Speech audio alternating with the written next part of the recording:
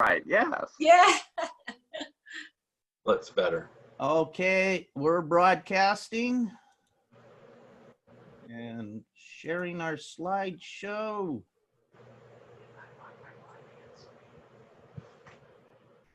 And I can hear you whispering.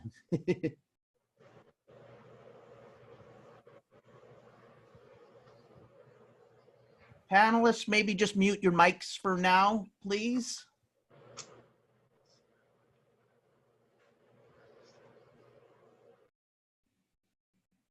Thank you.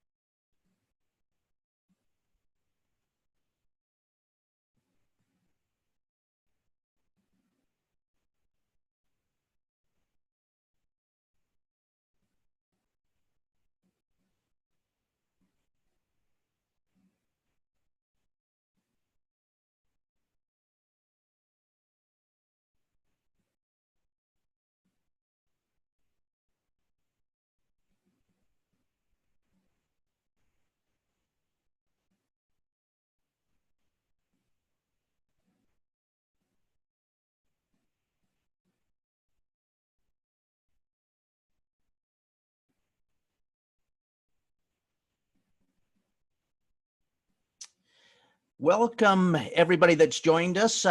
Today, we start our webinar series with Leadership Through Crisis, Proactive Strategies to Consider Before Reopening the Practice.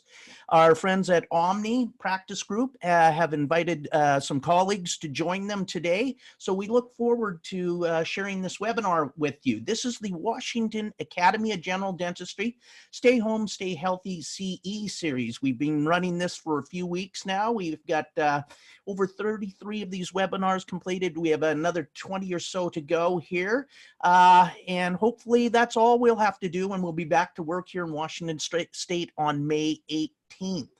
For those of you that are new to the Zoom format, please play around with your interface there. You'll see controls for controlling the size of your screen. You will see controls for the chat feature and the Q&A feature. Today, we'll be using the Q&A feature to field questions for our panelists. And Mr. Joe Corey will be handling that Q&A for us. Joining us from the Washington Academy of General Dentistry are our Executive Director, Valerie Bartoli, and our panelist, Dr. Gary Hayamoto. Thank you very much to them, and thank you to Dr. Pressett, our webmaster. You're seeing a bunch of flyers going by. Some of these are webinars that have already occurred. Just want to make you aware of some of the speakers we had this week already. We've had Terry Harris, Penny Reed, Roy Shelburne, Michael Melkers, Dr. Yasin, Dr. Catafucci, and Bethany Valuhi yesterday. We still have 3 more webinars to go today, this being the first one. Remember at noon, we have Dr. Ann, who's doing a webinar on intraoral scanning. So as a QR code goes by, you can use that to register for that webinar, or go to washingtonagd.org. All the CE webinars should be listed there now. And just click on those to get yourself registered, and you'll receive a Zoom link similar to what you did for this one. We'd like to thank our sponsors, the University of Washington School of Dentistry CE Department. You will be receiving your CE credits via the University of Washington. These will be sent to you to the email you registered with. That should come within the next 2 or 3 days. That PDF, you'll want to save that PDF just in case you need that for verification down the road. AGD members, we will submit your CE credit directly to the Academy of General Dentistry, and that should show up on your transcript within the next 2 to 4 weeks. Like to thank the Canadian Academy of Restorative Dentistry and Prosthodontics for helping us out north of the border, Comet USA, and Patterson Dental, Pierce County Dental Society, Snohomish County Dental Society, and Seattle King County Dental Society. If you're not getting emails regarding these upcoming webinars, reach out to one of those groups and ask to be put on their email server, and that should keep you up to date. Otherwise, follow us on Facebook at Washington Academy of General Dentistry. Or if you want to follow up and see any of our webinars again, those will be on YouTube for a period of time. And the YouTube channel is Washington Academy of General Dentistry. Remember to like, subscribe, and hit the bell so you're notified anytime a new webinar appears. Anybody is welcome to attend these webinars, whether you're a dentist, hygienist, assistant, front desk. You will receive CE credit as long as you give us a valid email address. Terry Harris is going to be back with us next Wednesday. I know many of you could not get on our Zoom webinar for that. Quite simply, we crashed our Zoom webinar. We had a limit of 3,000 and we blew right past that. So sorry about that, but that webinar is up on YouTube now, and Terry will be following up with questions that he didn't get to on our last webinar, and that's next Wednesday afternoon, and that QR code will go by there, or again, go to washingtonagd.org. So next week, we've kind of got a special thing that we're doing. We've created some different days. On Monday is the International Academy of Naphology Day. And our speakers there are Dr. Bill Robbins, Neil Grissetto, and from Australia, Thomas Giblin. Following Tuesday, we have Arkansas AGD Day, and we've got Dr. Richard Robley, James Metz, and Bernie Villadiego. And then on Wednesday, we've got the Brays back doing a COVID-19 update on relief provisions. Terry Harris in the afternoon. And then on Thursday, the Canadian Academy of Restorative Dentistry and Prosthodontics have 3 speakers. Dr. Mark Douglas, Dr. Kim Parlett, and Dr. Ian Tester will be presenting.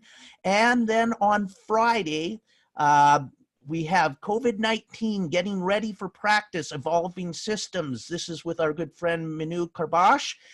She'll be presenting. As always, or continuing his series, is Dr. Alan Yassin, and he will be continuing his Implant Study Club series.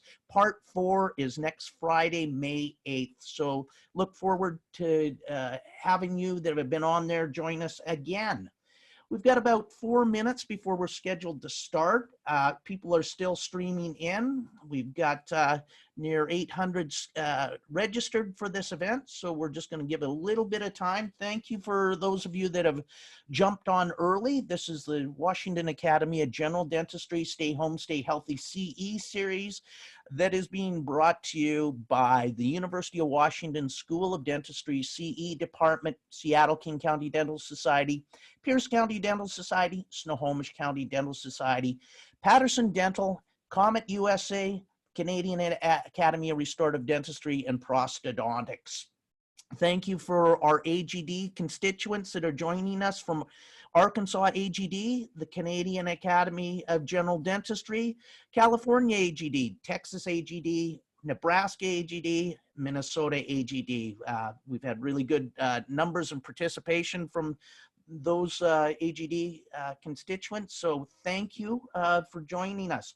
Again, there's QR codes on all these flyers that are going by. You can use those to register for upcoming webinars. Those will take you directly to the registration page. If you want to see what other CE webinar offerings we have, go to washingtonagd.org and scroll around, look for the WAGD Stay Home, Stay Healthy CE logo, and that has a listing of upcoming webinars. If you missed a webinar, you can see those webinars again at YouTube, and that's Washington Academy of General Dentistry. Remember, like, subscribe, and ring the bell there, and you'll be notified every time we update with a new webinar. Some of you are new to the Zoom format. Please feel free to play around with your settings. What we find is a lot of times we'll get people saying, my sound isn't working, or I can't see something. That is on your side. We don't control that. We've checked the audio output from our panelists. It's good on our side. So if you're having an issue, it's probably one of your settings. Play around, look for the microphone setting, look for your output settings. Use the sliders. You can go from full screen to exit in full screen, and it may give you a little bit more real estate. We are not going to take questions in the chat function today. Instead, that will be in the Q&A section. I'm just going to mute myself for a second here. I'm getting some feedback that I've got to knock out. So just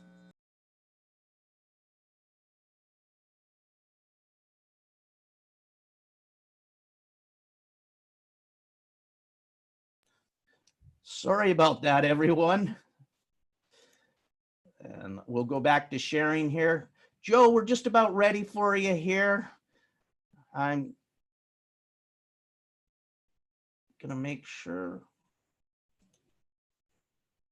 Okay, we'll get rolling with that slideshow one more time here.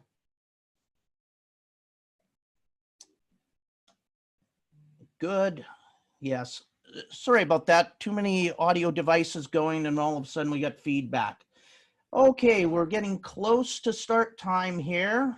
We're just about at 500 of our 800 participants logged in. It's 9:30 now, so I'm going to stop sharing my screen here. I'm gonna welcome Joe Corey in, and Joe, welcome. And again, welcome to everybody that's joining us here this morning. The webinar series today, the webinar is titled Leadership Through Crisis, Proactive Strategies to Consider Before Reopening the Practice. This webinar is being brought to you by the University of Washington School of Dentistry, CE. You will be receiving your CE credits from the University of Washington within 2 to 3 days. That will come in an email and will go to the email address you registered at.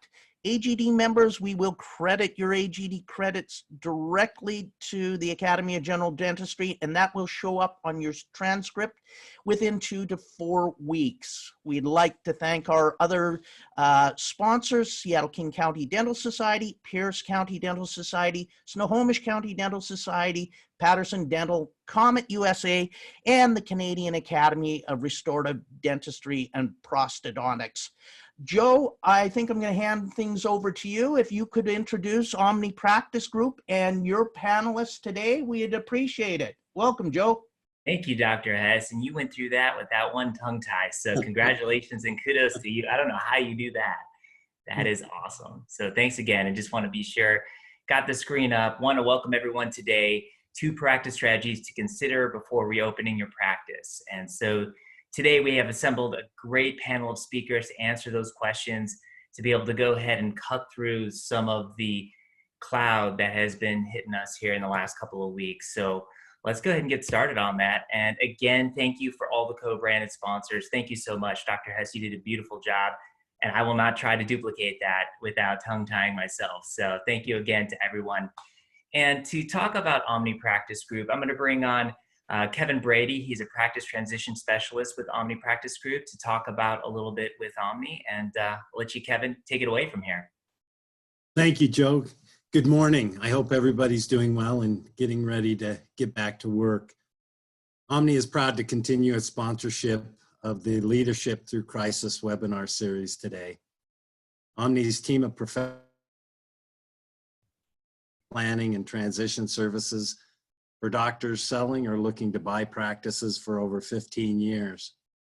If you have any questions about the crisis and how it's affected the value of your practice, or you're within 3 years of possibly retiring, we would be happy to provide you with a free consultation at any time. Omni is developing another webinar to discuss valuations in more depth in the coming months.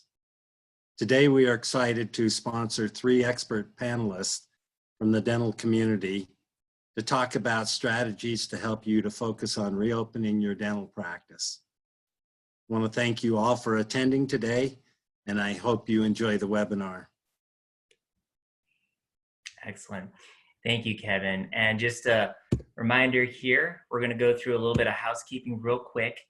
Just like Dr. Hess had mentioned, all Q&A will be through the Q&A function. So please direct any questions there. The chat, we're not going to utilize that. We are going to post. There is a landing page, so you don't have to worry about emailing the WAGD, Val, emailing anybody else out there, Dr. Hess, for contact information. There's one landing page that has all the contact information and all the resources that all the speakers are going to be providing you today. So we're going to put that up in the chat throughout, so be sure to do so. Click on that, and that'll direct you to be able to get the resources as well as a follow-up with any of the speakers if you so choose to. With the Q&A format, if you want to direct it to a specific speaker, please put the name of the speaker first and the question later. So now you know that. Let's go ahead and talk about the panelists so far. So I'll move to the next slide here. There we go. So the agenda today, what we're going to be doing, starting here in about a minute, we're going to have Michael Dinsio from Next Level go ahead and talk about Next Level Consulting, talk about his part. The next portion, we're going to have Q&A sandwiched in the middle, so that way you can ask Mike directly questions. We also have a guest speaker. You may have noticed Tyler Jones here as well. He's our guest speaker today. He's going to be able to give a little bit of legal answers to some of the questions that might come through. And then also right after that, we're going to have Ingrid Snow and Mike Shoun come on for about 20 minutes right after that, and then follow with another Q&A portion. So we will go ahead and go through that.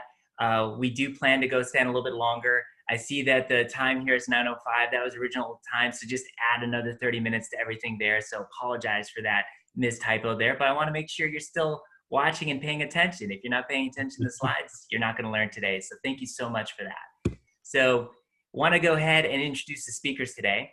The first one, we'll go ahead and introduce is Mike Dinsio. And the reason why we decided, to bring Mike on is much like my facial hair over the last 3 weeks, it's probably your practice is a little bit unruly, a little bit itchy. It may look feral at times. There's a lot of stuff going on right now in your practice, especially not knowing potentially when we're going to come back, May 18th, hopefully, whatever that's going to look like. So we brought Mike Dinsio on, who is the Chic Quattro of razors, to talk about how to prepare your practice, both financially and other parts within the practice too, to go ahead and succeed during these times. So he is your razor for your practice beard. So I'd like to introduce Mike Dinsio. He's the owner and founder of Next Level Consulting. Michael advises clients in all stages of their practice, whether it be establishing a new business, maintaining or expanding a practice, or preparing to sell. So without further ado, Mike, I'll go ahead and stop sharing my screen. Go ahead and take over, and go ahead and let's shave that practice beard. Thanks so much, Joe.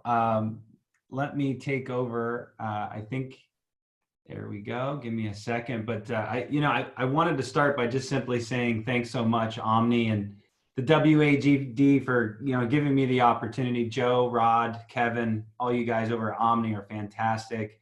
Valerie and everybody over at AGD, you guys are doing some awesome things for the community, and for all of us, I just want to say thank you.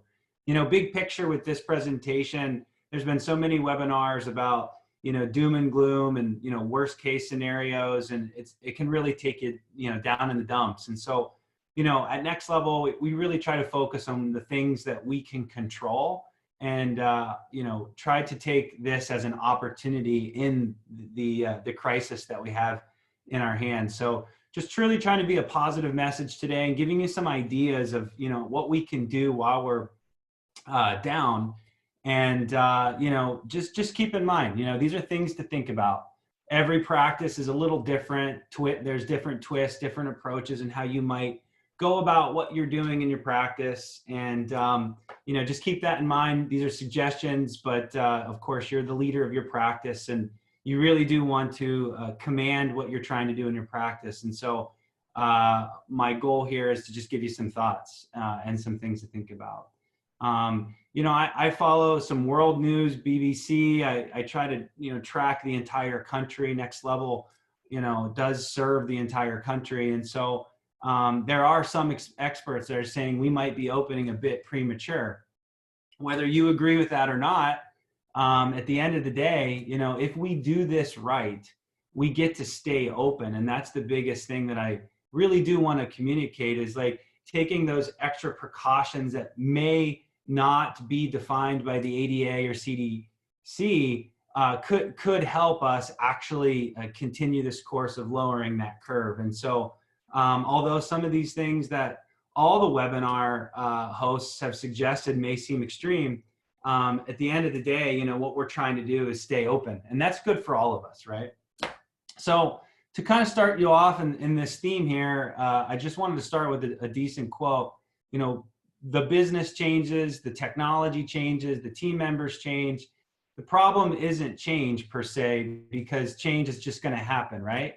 But the problem is our inability to cope with change, and that truly is what we're challenged with today, is dealing with change. I can tell you, my entire job at Next Level Consultants is to get practice to do things that they might not be comfortable with. And change is difficult, and I know that, and I recognize that. But I think in the end, we're going to be stronger for it. And, hopefully, we're back quickly. I just said the other day to one of my clients, imagine if we were actually competing with Starbucks. The business of dentistry really hasn't changed, but in the last 10 years, buying a cup of coffee at a gas station was probably the way you would go, right? But now you have a Starbucks on every single corner. And today, to compete with them, you got to have a quaint little coffee shop. You got to have a good looking dude like that with tattoos and, a Fu Manchu and a weird contraption with glass. And they're pumping, Brazilian beans through it, and all to serve you in our cup of coffee, right? And we don't have to do that. Our business truly is the same. Now, the technology, of course, and how we deliver dentistry, that's absolutely changed. But patients coming in the door and getting into clinical and coming back out, and the insurance environment's constantly changing. But at the end of the day, our business really is still simple, and the profit margins are still going to be good, no matter what this looks like from OSHA and all the things that's happening. So I just want to try to lift you guys up in a positive way. And things could be a little worse. We could be competing against Starbucks. So that being said, let me get into the top 5 things that I wanted to share with you, that I wanted you to get to think of. They might not be the most important top 5. I was challenged. I had 10 things that I wanted to give you guys today, but Omni said, pare it down, Mike, pare it down. So I'm down to 5, and I'm going to tell you that there's a lot of information in these 5. So I'm going to go through it as quickly as I can. And again, that Q&A, we can get into some details there. But okay, so number 1, get financial monitors in place. Everybody's talking about PPE and OSHA requirements and the loans and all this stuff. But, I honestly, like, going through this financial reset was a really healthy exercise for everybody, right? For their business, for them personally. I got my bank account statements. I was highlighting all of the monthly expenses. Everybody's being affected by this. And, how many of you have that gym membership or that Audible membership that you're paying that we got to strip this down, right?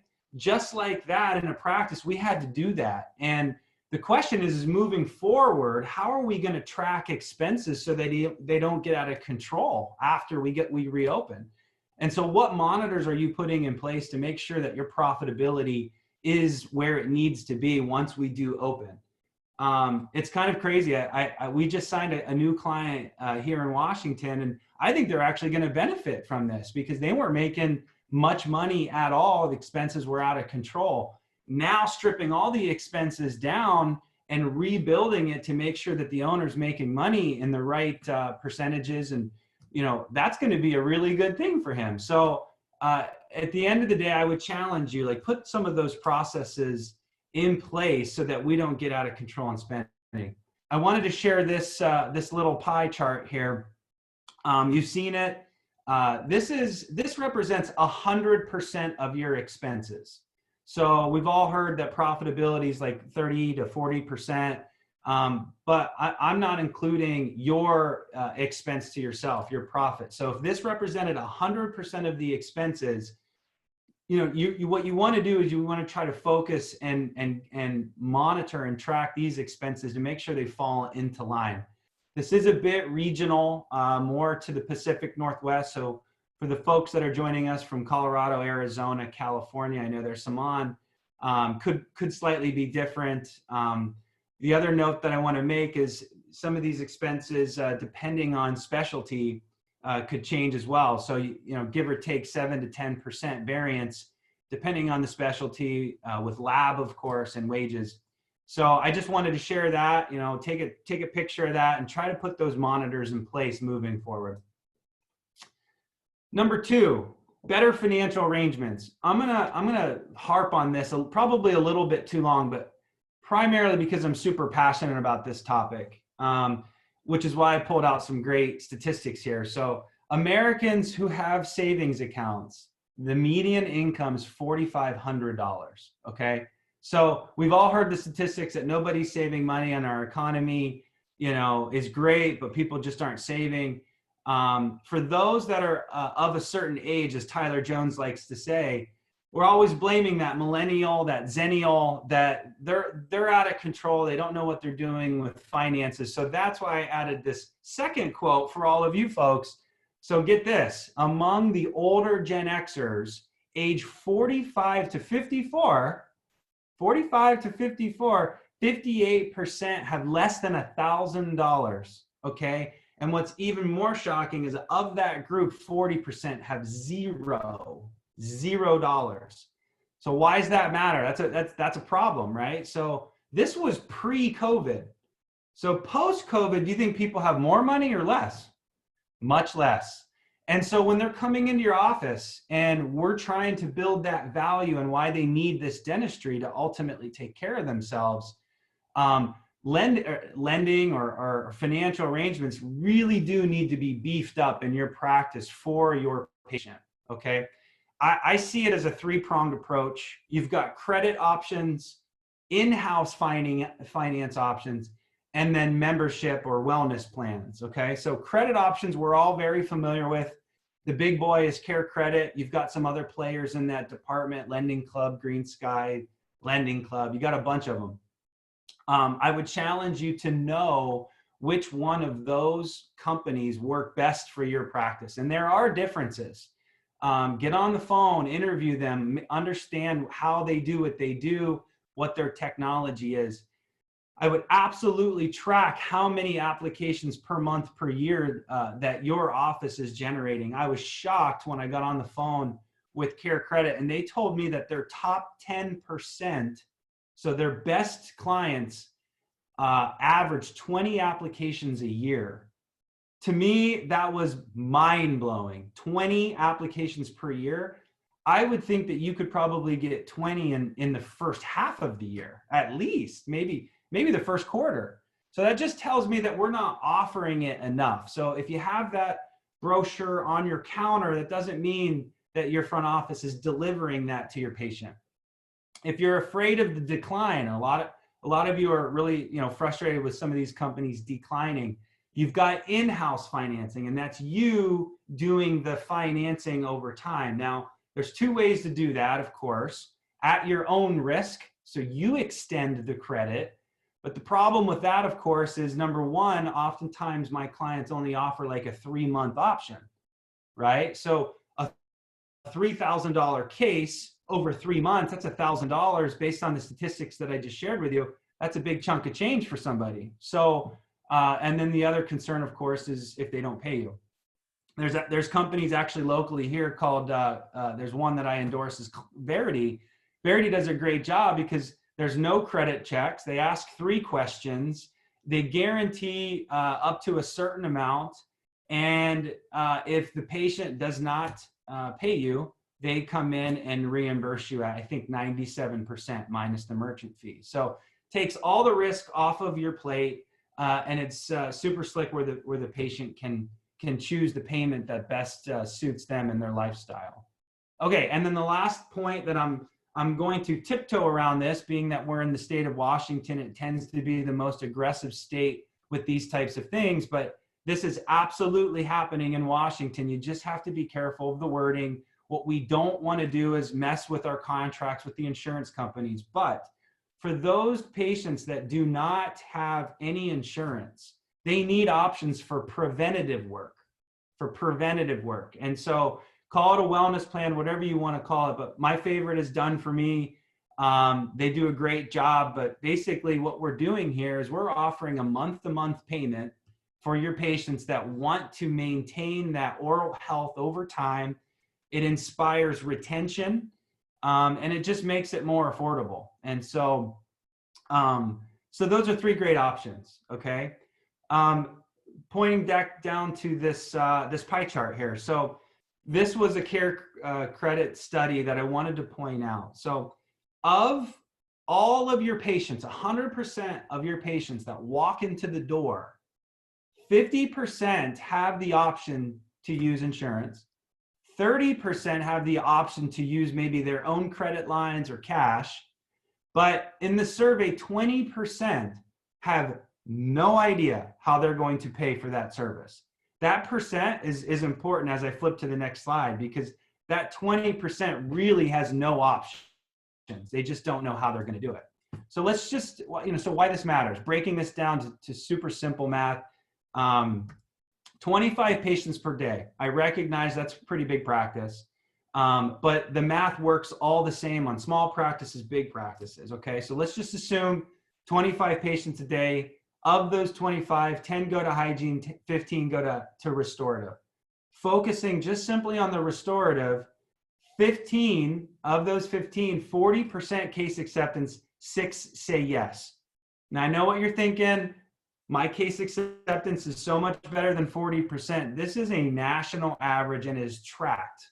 It is tracked. There might be some argument that it's a little bit higher, but I want to remind everybody that if you diagnose a $10,000 case and only 4,000 of it is scheduled, that's the 40% case acceptance. So you might feel really great that that patient's walking out the door and you're like, oh, they've signed up, we're good. It's 40% case acceptance.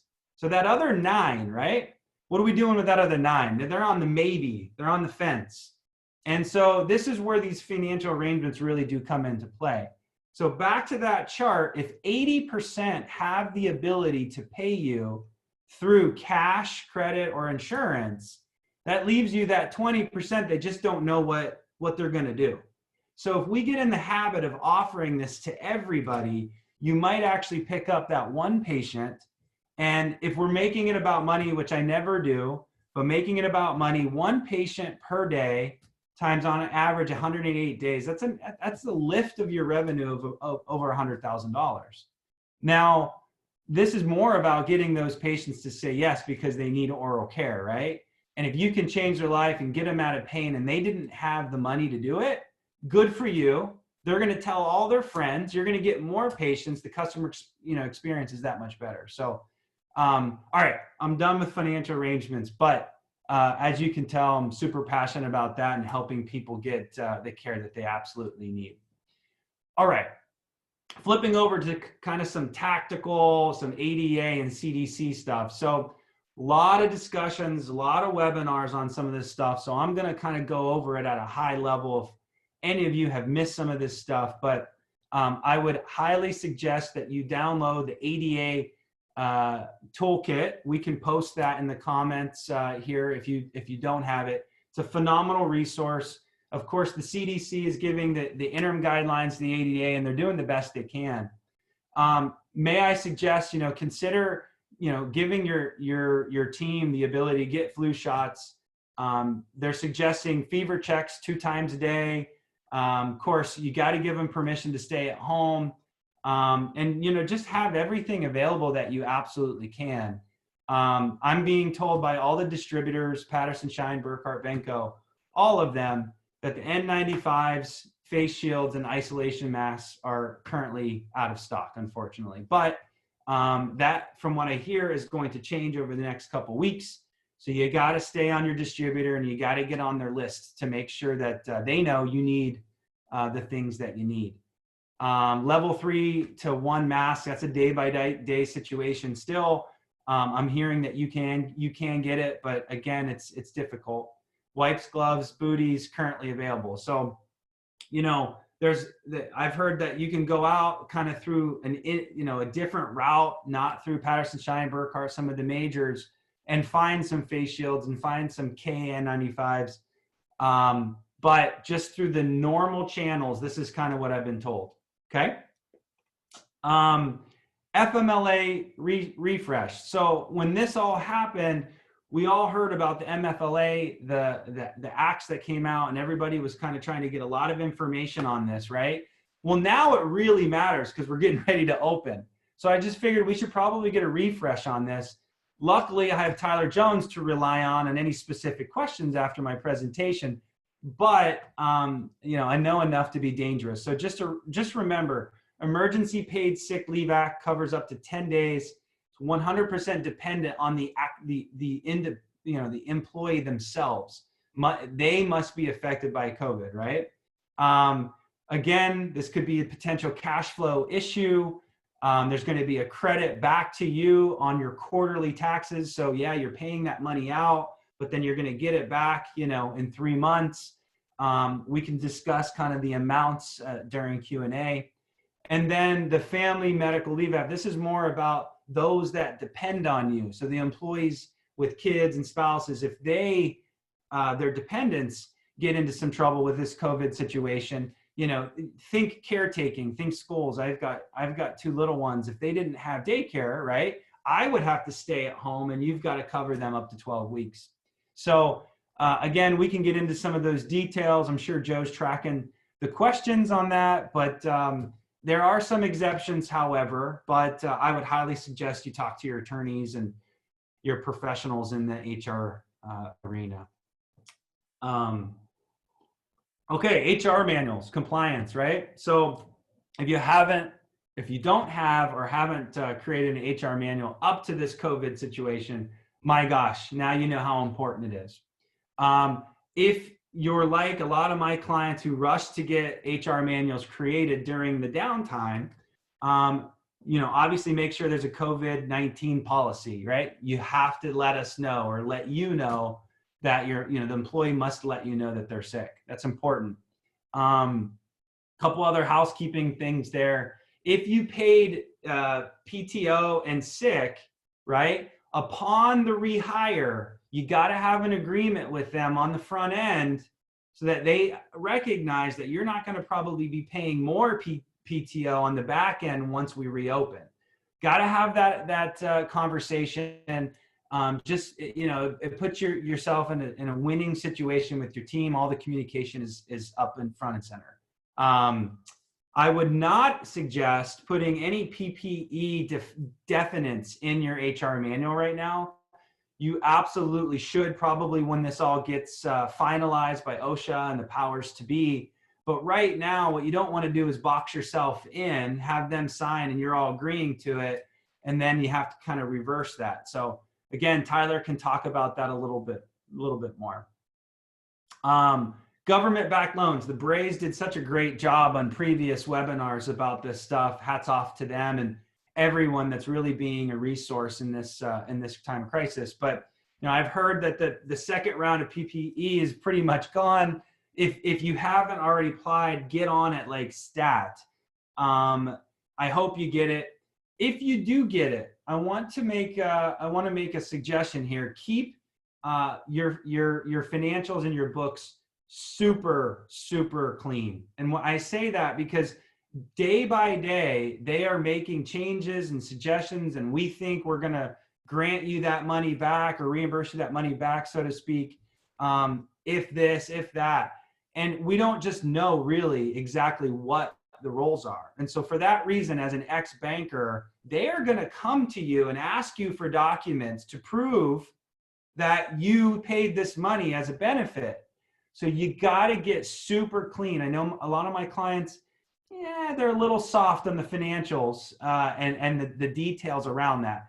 I challenge you, if you did get the PPP loan, consider getting a new checking account and put all that money in that checking account and disperse those funds specifically out of that account, so that when they ask you, all you got to do is send them that statement and you're golden, right? So just again, keep it clean, keep it tight.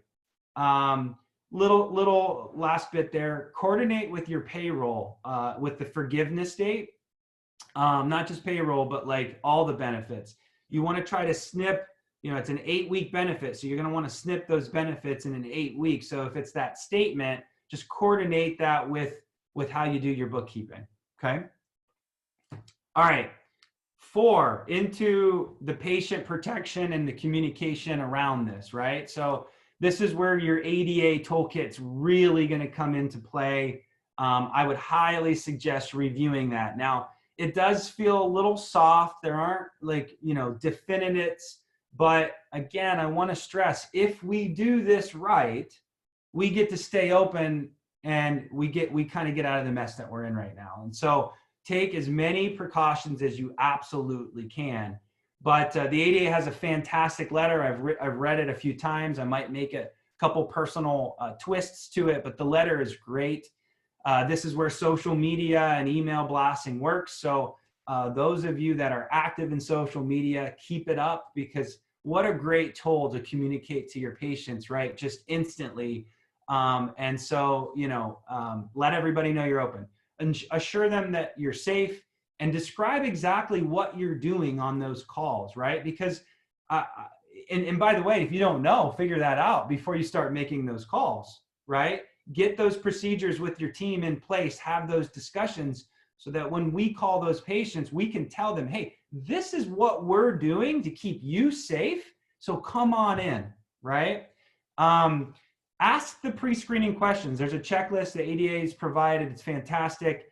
But what we're trying to do is we're trying to find out, any of those underlying issues or medical conditions that we don't know about. There's obviously some guidance from the CDC on who's at risk and who isn't. You want to try to get those out, right? And I'm going to get into scheduling as my last 5th tip, but again, go through those screening questions and really take it seriously, because this is what can really save your practice and spreading it. Explain the rules for the office, so what to expect. Do you want them to wait in the car? Can they come in? Are you going to stagger the chairs? You got to set the expectations so they know exactly what they're walking into. What that does is that creates safety, right? And that's going to be okay for them to come in. And then the last point, I hit it already, financial options. Hey, us here at so-and-so dental office, we are super sensitive to the situation, and we know that you all don't have the money that you might have had before the situation. So we have responded, and we've got more financial solutions for you than we did before, right? However you want to script that, we actually have some communication and some scripting that we can send you at Next Level. But that's a great opportunity to just express that that they're taken care of, not only with their care, but financially as well. Again, more of the same here. So during the appointment, ask those pre-screening questions again during the appointment. Take the temperatures, remove all the hard to clean things, brochures, magazines, the teeth models, right? Like, we want to clean all that stuff or get it out. But what we're trying to do is create a no-touch situation. How cool would it be if the patient walked into the doors, said hi, had their mask, walked to the back, got the procedure done, you as looking like a Martian with all your PPE, right? You do what you got to do, and they leave, and no one touches anybody. How cool would that be, right? And they're going to tell all their friends. Maybe you get new patients out of that. I don't know. I did put in here, like, try to create that payment and form online. And for once, I always try to get my clients to get all of those things before the patient comes in. For once, we actually can create urgency with the patient to do that. Whereas, it's just kind of an inconvenience sometimes to patients. So, an opportunity for branding, for pens. So, you don't want to, I was at a gas station just the other day and they handed me a pen, and I'm like, are you serious right now? Like, I'm not taking your pen. Like, can I pay with my watch or my phone? It was an awkward conversation, but they were acting like nothing was happening. You don't want to be that business. And so get some pens, hand it to them, tell them they can have them. And I think the patients will appreciate that. Stagger patients, that's obvious. Presenting education, again, can we cast it to a TV or an iPad? Again, if you use the iPad, make sure all the surfaces are covered. Terry Harris did a phenomenal job at the webinar a couple of days ago. Sounds like he's doing a follow-up. Do that. That dude knows what he's doing. But yes, think about how you're going to present what you're going to present. Of course, after the appointment, consider those mobile payment and online option payments. I was picking on the older Gen X's, but I found in that research that millennials, zennials, the younger Gen X's, they actually want to use their phones to pay. It's crazy. No more is cash happening. It's just this number thing virtually that no one really understands, but somehow it works and somehow it's more secure. So, talk to talk to your merchant services company, see if you can implement that in your practice. Email post-op instructions, email treatment plans, just think about all this stuff so that you can have a process and a system for it. I don't know how long we're going to be in this mode, but truly, like, think about it, because I think the patient will truly appreciate that. And schedule that doctor virtual follow-up. How cool would it be to do what we're doing right now virtually with your patient? Think about those crisis opportunities that you've had in your life, and maybe your best friend shared it with you, right? And that's like a bond that you have with them now, right? If you were the doctor that had that bond with patients during this crisis, that impacts people. So don't miss out on this opportunity to truly connect, whether it's digital or not. I mean, it's super weird that I'm in my living room right now speaking to a computer to potentially thousands of people, but truly, maybe that connection's there, and do it, because it's a cool opportunity. All right, last point. And Joe, I feel like I'm doing pretty good. Hopefully I don't feel rushed. Doing fine. Maybe I should have done my 10 points. I don't know, but everybody's like, no, we don't need 10 points. Okay, rescheduling, right? So rescheduling patients. Come up with a strategy with this with your front office, right? So how are you going to figure out who to call? Who are you going to call first? Are you going to call the canceled ones? Are you going to call the new patients? Who are the most reliable? We get cancellations. That's a real thing. So have your front office person go through the chart and be super intentional. Shout out to the front office people. My goodness, their job is already hard enough. This is going to be crazy for them. They're going to have to call all these people, do all this screening. Not to mention, if a hygienist or a dental assistant comes into COVID, now all of a sudden that whole column is shut down. They're going to have to scramble. This is going to be crazy on the front office people. So be sensitive to that. But the more dialed in that you and your front office people are on this protocol and how we're going to approach for the reopen, is good, because them just shooting from the hip is going to be stressful.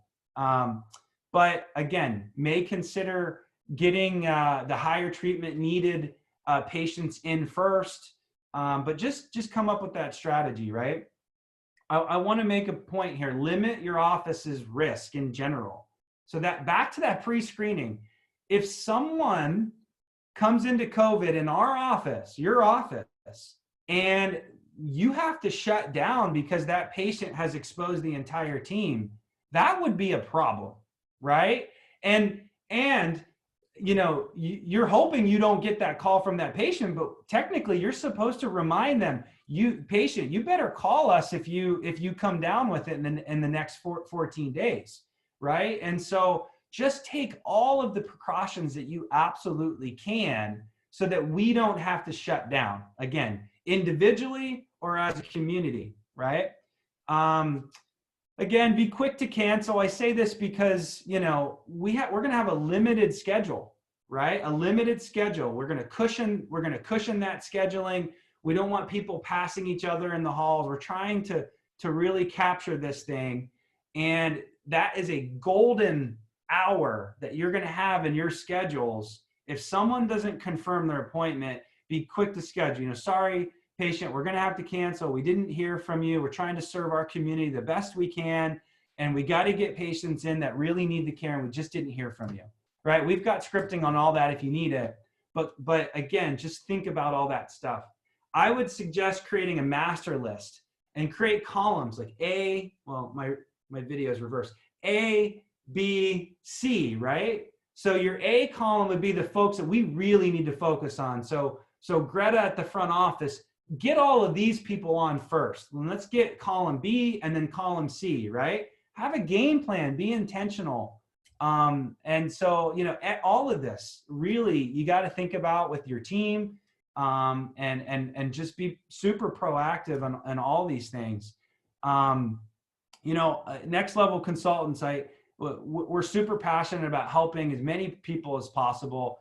Joe asked me, what's your big give, Mike? What can you give the audience? Because at the end of the day, people need things right now, and it's time. I've got time. I'm sitting here, I'm dealing with the kids, but it would be great to have a little time off and help you instead of them.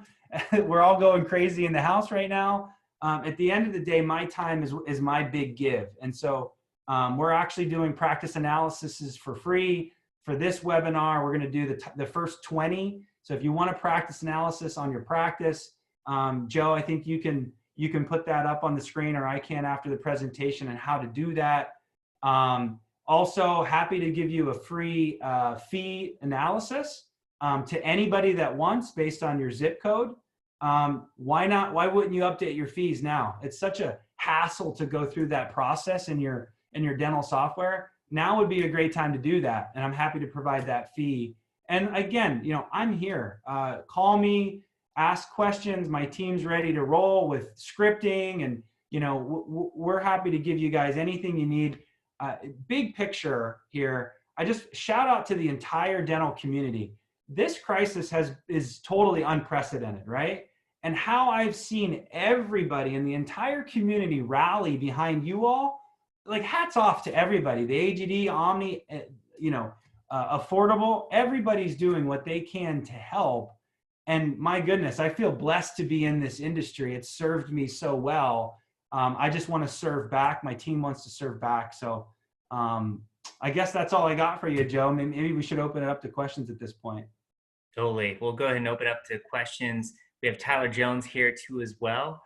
Before we do that, that one you're talking about people going ahead and reach out to you, Mike.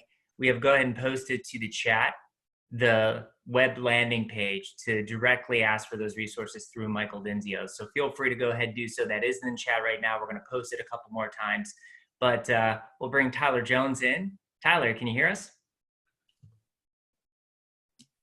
Yep. Can you guys hear me okay? Loud and clear. Good. Awesome.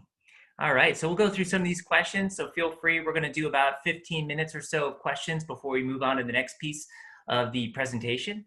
So let's go ahead and get started here. This one here, I'll go ahead and ask this one. If you have determined exemption from COVID sick FMLA leave, according to the criteria set by the Department of Labor, how do you properly document this? Mike, do you want me to take that one? Yeah, I'm gonna leave that one for you, buddy.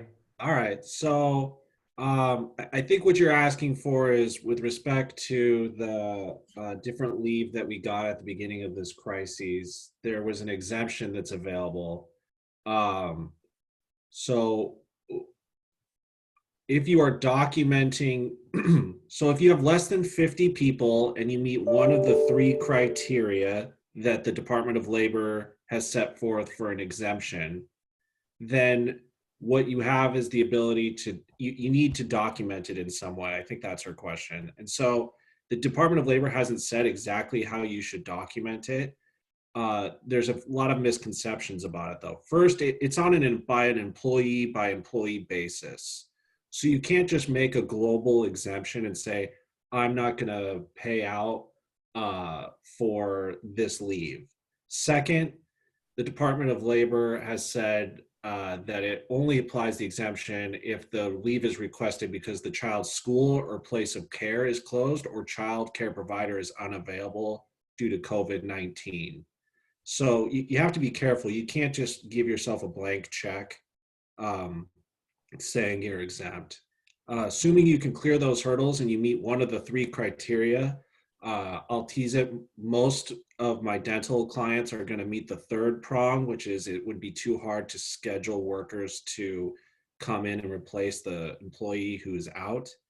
Our counsel right now is you need to call your attorney and have them put in either LLC minutes for you, so a company resolution that memorialize that the leave request was made and that you denied it within the parameters of the DOL guidance, or if you're a corporation, a professional service resolution. And once you have that template from your attorney, you can use that for future employees. But again, just to clarify, I think the biggest piece of misguidance is that you can exempt from all the family leave provisions and emergency paid sick leave. It really is just a subset of that you can exempt from. and that you can do it for every employee. It's on an employee by employee basis. You have to make that determination at the time the employee requests the leave. If I could add one further point is I think a lot of my clients are losing sight of the fact that you do get an immediately available refundable credit on your 941, your quarterly federal employment taxes, if you're paying for this leave. So I think a lot of people have a knee-jerk reaction that they're not going to offer it or they're going to try and exempt out of it. Obviously, it's scheduling is probably going to be the reason why most dental offices aren't able to pay it. It's just too hard to find hygienists and other staff members to come in and fill in and such, but there is a credit available. And so I'm hesitant to, a lot of my clients aren't aware of that. And so I would advise everyone to really think about maybe they can afford this leave since you get a refundable credit on your employment taxes. Awesome. Thank you, Tyler. And just for anyone who ever hasn't met Tyler Jones, he's a very capable dental attorney here in Seattle. Sure, you've seen him on many different, he's the webinar all-star I've seen out there in many different locations. So thank you so much, Tyler. Hey, Tyler, thanks for taking that question for me, bud. I appreciate that. I know you wanted it, so. I did, but thank you. So Mike, here's a great question. Would you still schedule the number of patients past COVID or less than gradually move into it, ease into it? What are the best practices for allowing social distancing and more time to prepare between patients? If I understand right, like I absolutely would ease into that scheduling situation, because what we're trying to do is we're trying to obviously make our patients feel super comfortable, and jam packing them like our old schedule is probably not the best way to do that, right? Not to mention that we're going to be asking our teams to be doing a lot of other things that they might not normally have to do.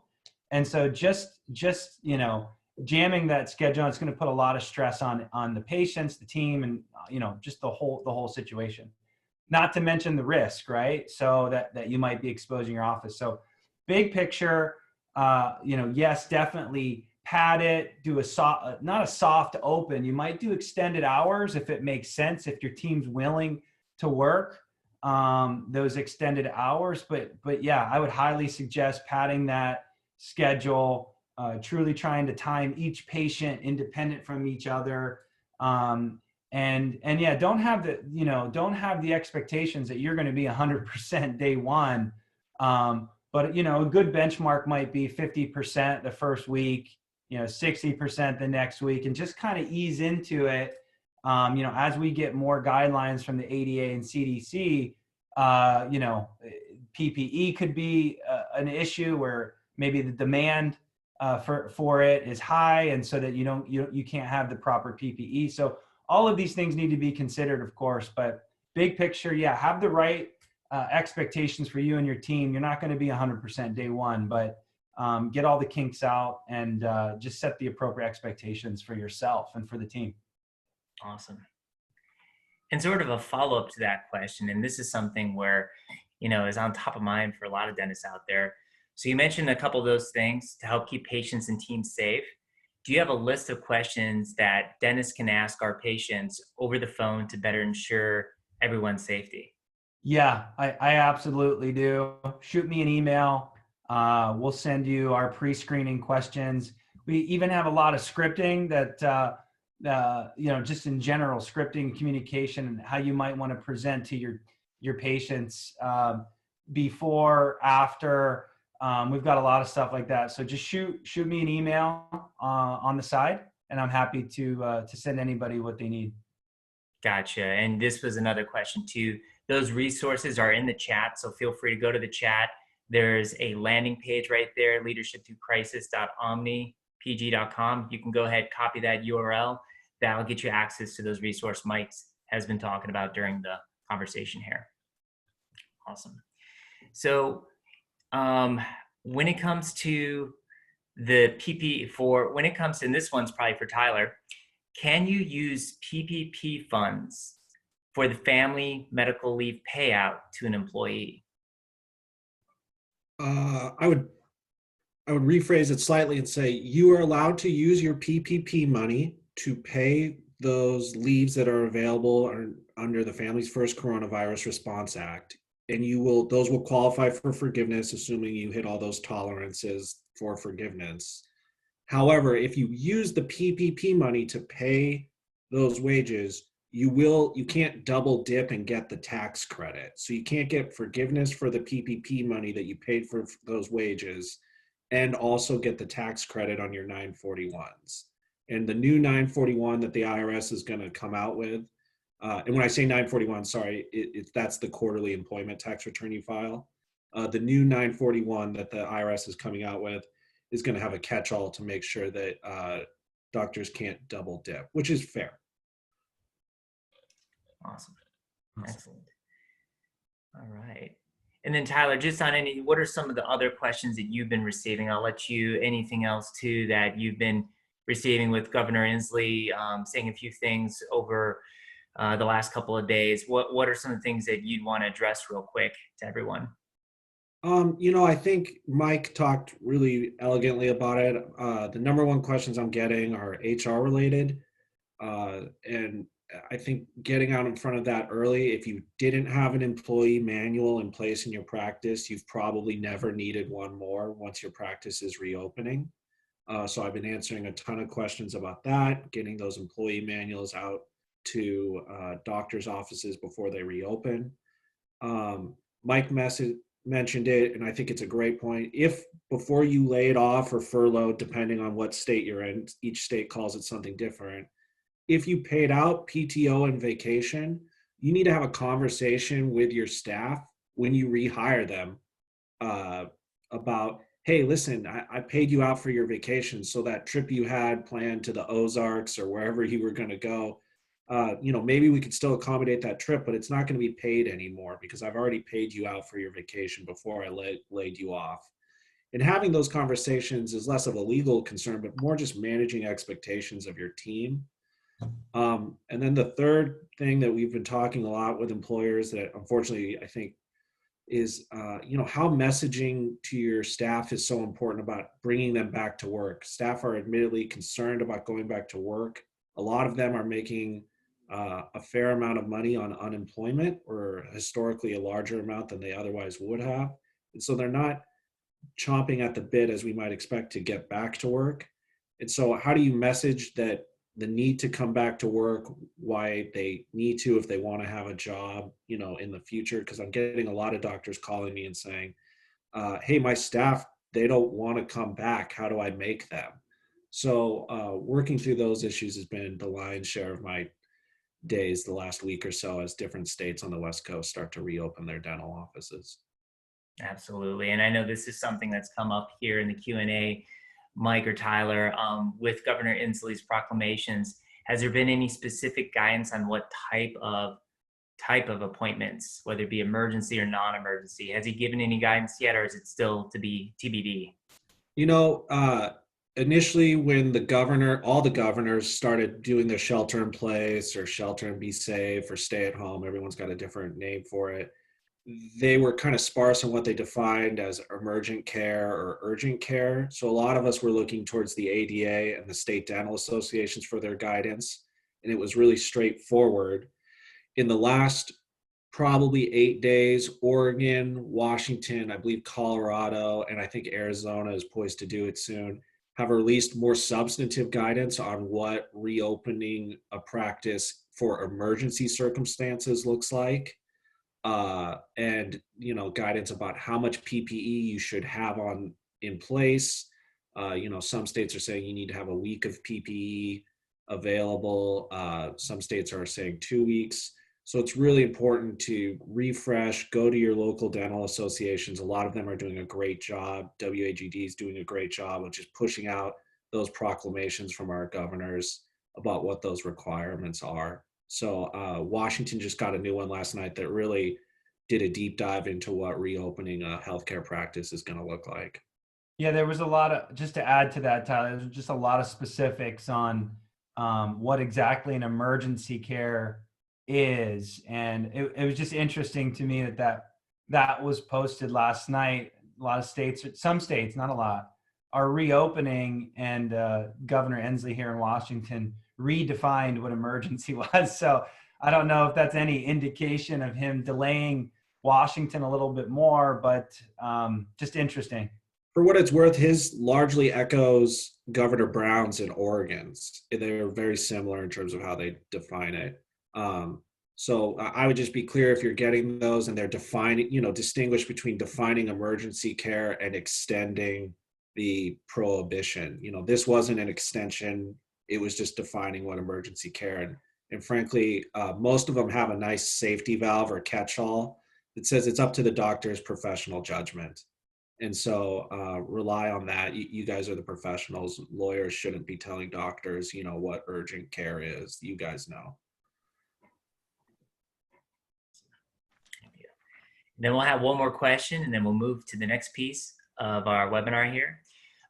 Combining two questions here. There's a lot of frustrations with PPE, with the cost of supplies, with what does a configuration of an office look like?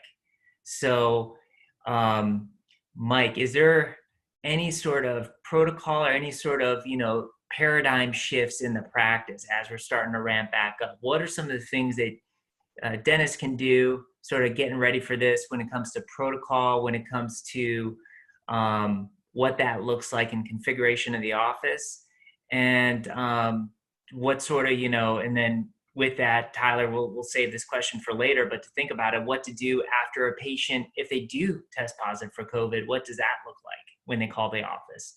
So I'll let you talk about that, Mike, and then Tyler, we'll talk about that at the end. Yeah, I think the ADA guidelines are interim guidelines, and they've been pretty broad scope, really broad brushes, and I think we're all looking for specific protocols, but I don't think we're going to get those anytime soon, not until they vote. And then once they vote, it'll, OSHA will come in and give us those hard lines. I'll go on a limb and say that I don't think we're going to be doing much, a lot more than what we're doing today as far as guidelines go. Our guidelines are pretty good already. I mean, the cleanliness of the offices, if you're doing everything OSHA is requiring, it should cut down on this issue. I think a lot of team members have gotten comfortable and, spray wipes, spray, right? And all of the things that we're supposed to be doing. But that being said, there probably will be some PPE requirements. And I think we just have to stay close to the ADA and the CDA on those guidelines.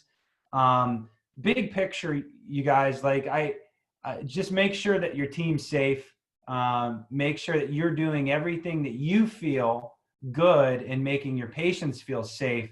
And that's all we can do at this point. As far as a patient calling in and letting us know that they've come down with it after our appointment, well, that would be a toughie, because at that point you're probably going to be forced to close for 14 days, because the risk, and maybe this is a Tyler question, the risk of you continuing to spread it to the rest of the team and the rest of the patients, that would be a big problem. So you just don't want to get yourself in that situation. Tyler, anything you want to add to that?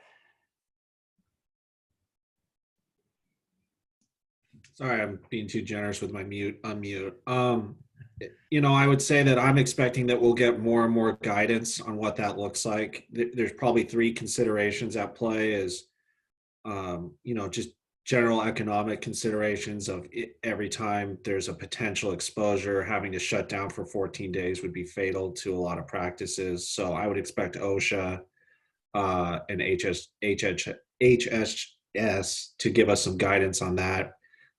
There's also some HIPAA considerations, right? So we have to be careful on how we're sharing what information about our patients with other patients, if people got sick and when.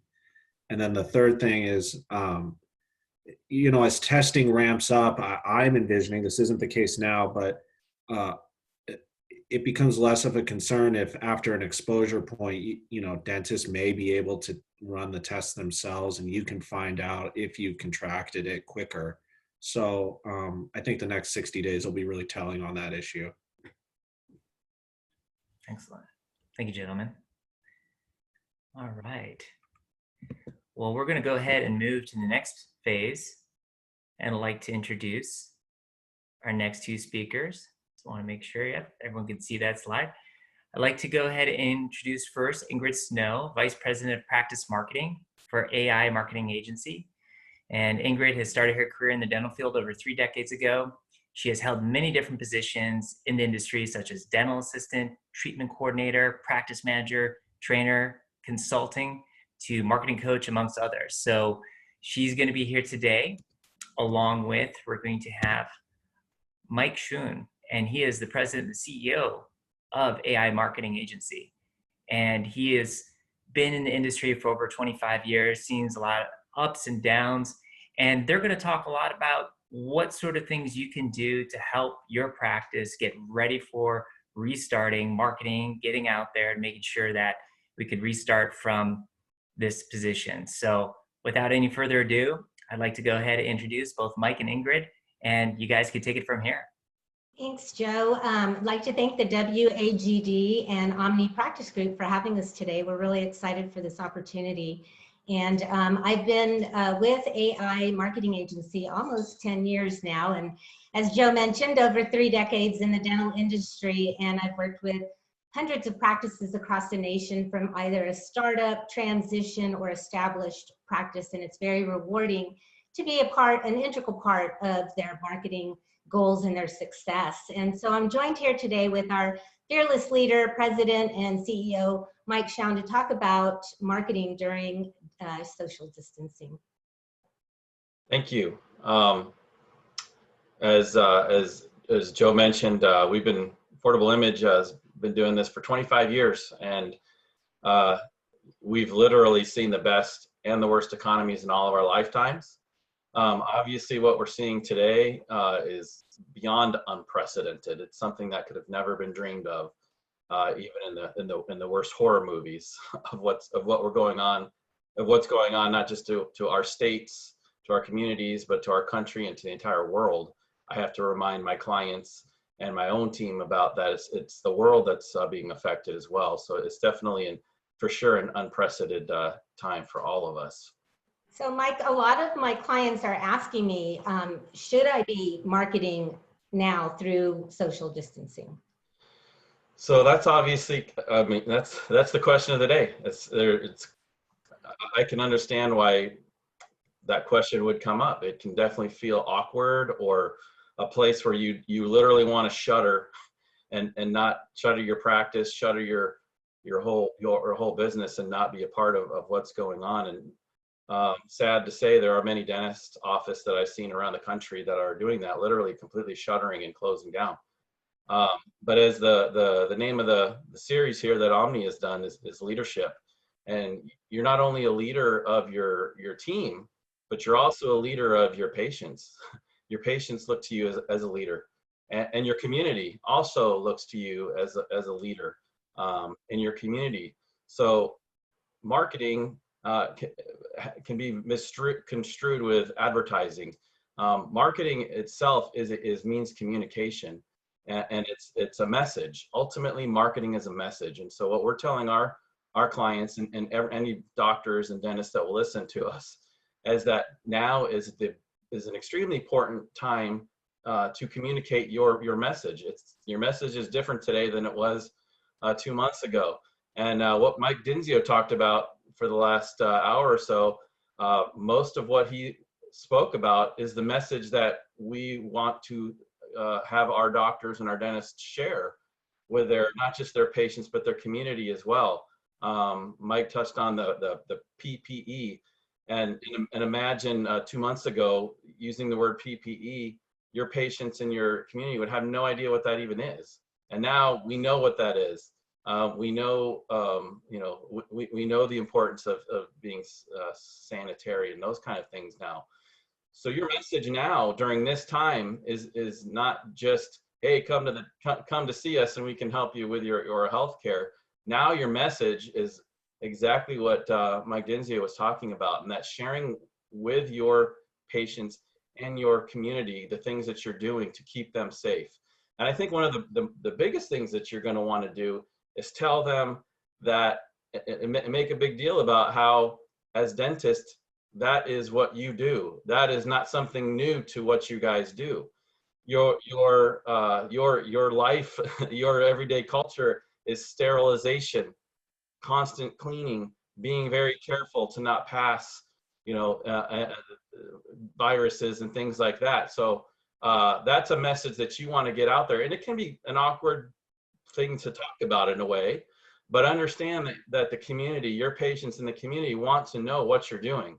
They want to feel safe. I love some of the stuff Mike was talking about, and I wanted to jump in, and it got me really excited thinking about what a great thing to be able to share with your patients in your community, to give them a safe feeling. If you think about how scared they are, and going back to, you are a leader.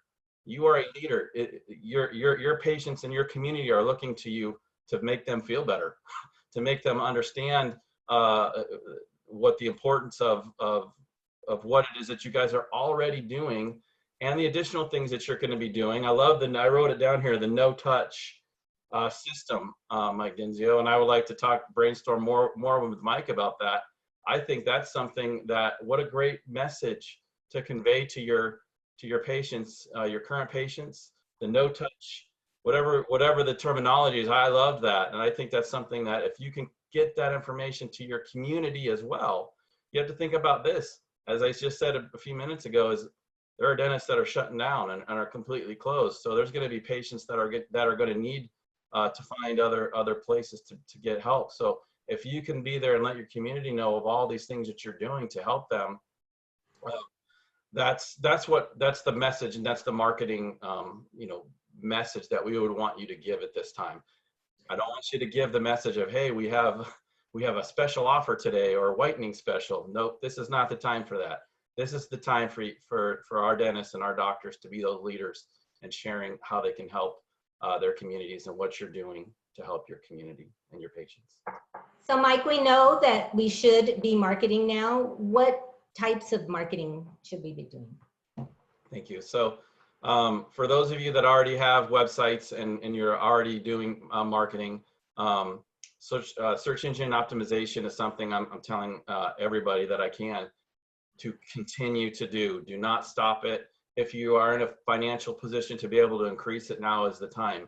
Consider this, that many of your colleagues are going to stop marketing, and they're going to stop doing search engine optimization.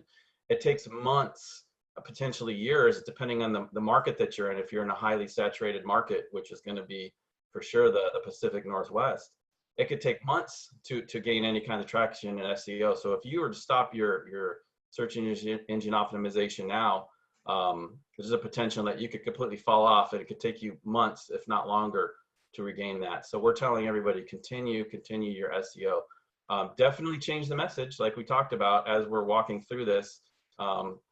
Change your message. So if you have any thing on your website, or if you're promoting specials, or if you're on your Google My Business, change the messages from, hey, we have a new patient special or a whitening special. Change those things to what Mike Dinsio was talking about. Those kind of messages.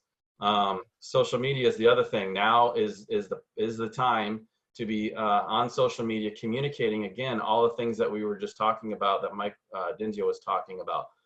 But also, what a great time to be communicating oral health during the stay-at-home orders or shelter-in-place orders, depending on where you're at. I would imagine this is a time a lot of people are being slack on their oral health care. They're probably eating more sugar. Like me, I've been drinking soda pop. I haven't drinking soda pop in I don't know how long. So those are things that's great information for a great time for our dentists, our leaders of our dentists, to be able to give the information of what we can be doing with our oral health. Think about people that are pregnant or have diabetes or other things that oral health directly affects. What a great time for you as a leader to be able to share oral health and the information, how it can help your community and your patients. And then be social. It's social media is a time to be social. It's hard to be social when you're going, a million miles an hour at your practice.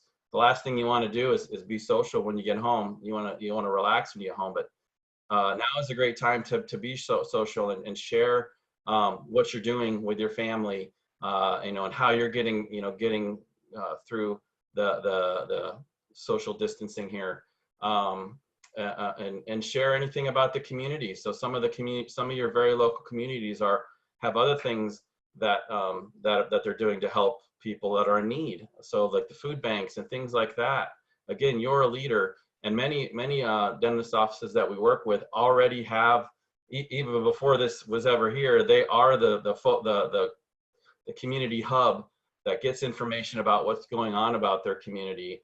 And if you're not one of those practices, now is the time to become one of those practices where you can get the information out to your community and to your patients about other things that can help them into that time. And then the other thing that I really want to kind of share with everybody right now is video marketing.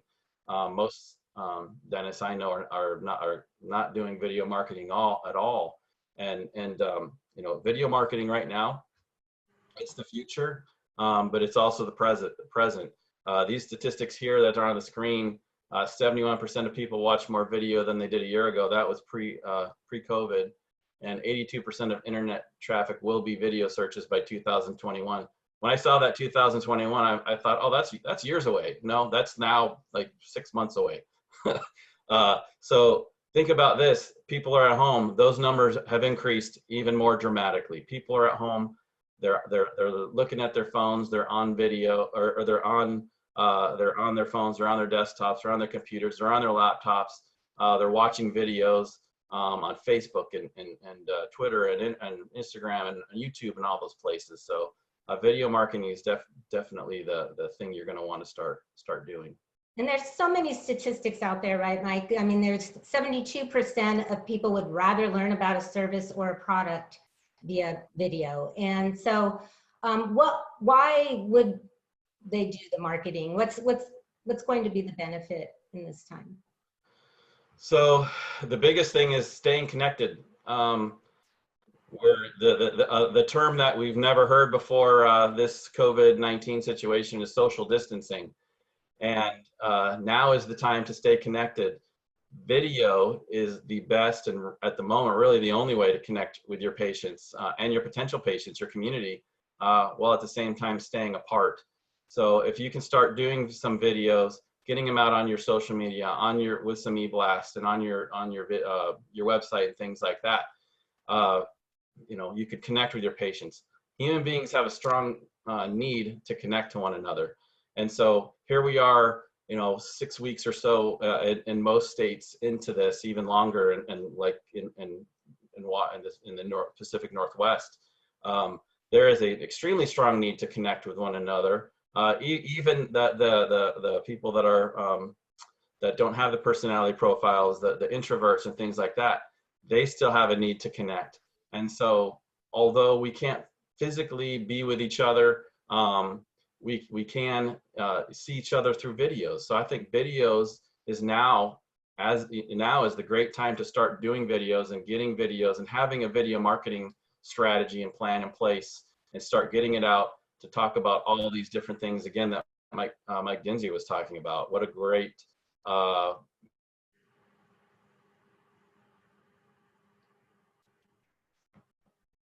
Mike? way to be able to convey the information and things like that that your team, that you and your team are doing. There's no other way to really. Did I lose you? I just saw my internet connection started to be slow.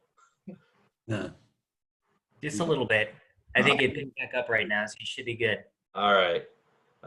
So the bottom line is the why is you want to keep connection. You are a leader. I'm going to go back to the leader. You're a leader to your team, as we heard from Mike Dinsio. You're also a leader of your patients, and you're a leader of your community. So you're those people that we want to see you out there and sharing the information. Yeah, I was having a conversation yesterday with one of my clients, and she mentioned, Ingrid, I talk to 60 people a day in my practice, and now I talk to the same 4 people every day at home. And so it's a huge difference. I mean, they're used to connecting and communicating, and that connection that Mike says that humans need. And so while video is exciting, it might sound a little intimidating. So Mike, like how do I market using video? So the good news in today's world, you don't need a full blown video production company. Your smartphone has amazing quality video. Your computer, your laptop, again, has amazing quality video. So you already have the tools that you need to do it. The other thing is the shorter the video, the better.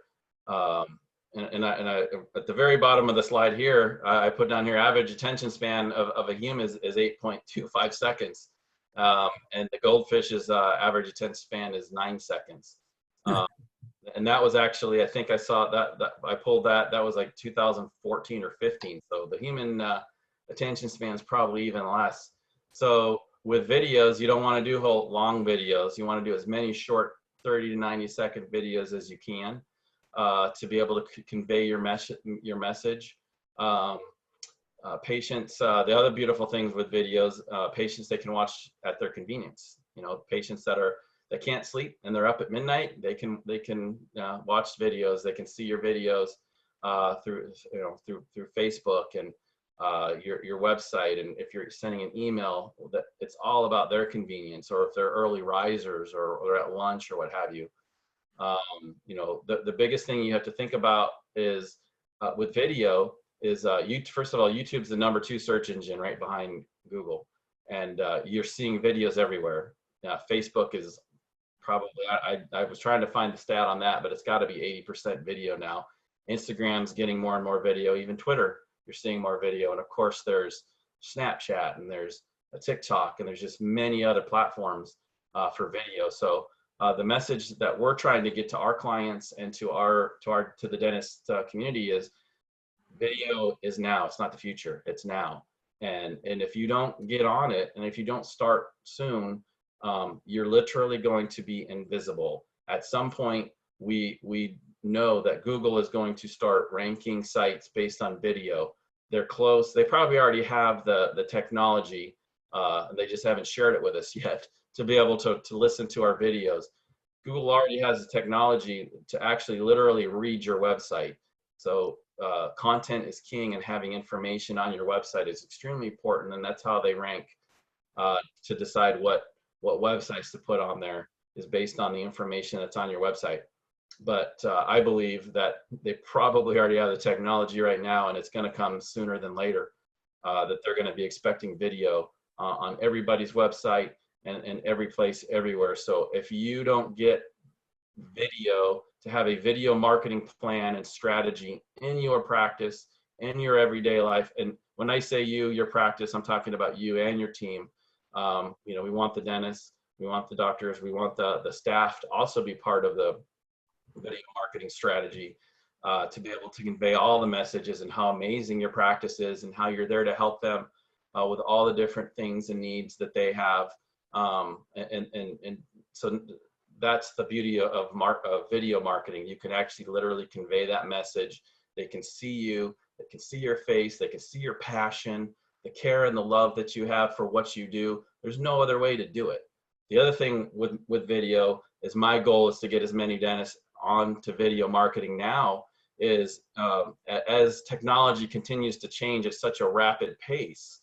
Imagine if you have video already in your culture and you're creating new videos on a regular basis. When things change, whether it's Google makes a change or Facebook or the next Facebook comes out, I mean, we're already seeing demographic changes in Facebook, where less and less of the younger generations are going to Facebook. They're using all these other social medias and finding other ways to connect.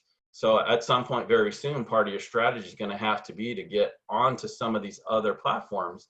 And some of these other platforms, like a TikTok, is actually 100% video. And there's going to be more, and I believe that more and more of these platforms are going to be only video. You're not going to be able to even post a photo anymore. They're going to expect video.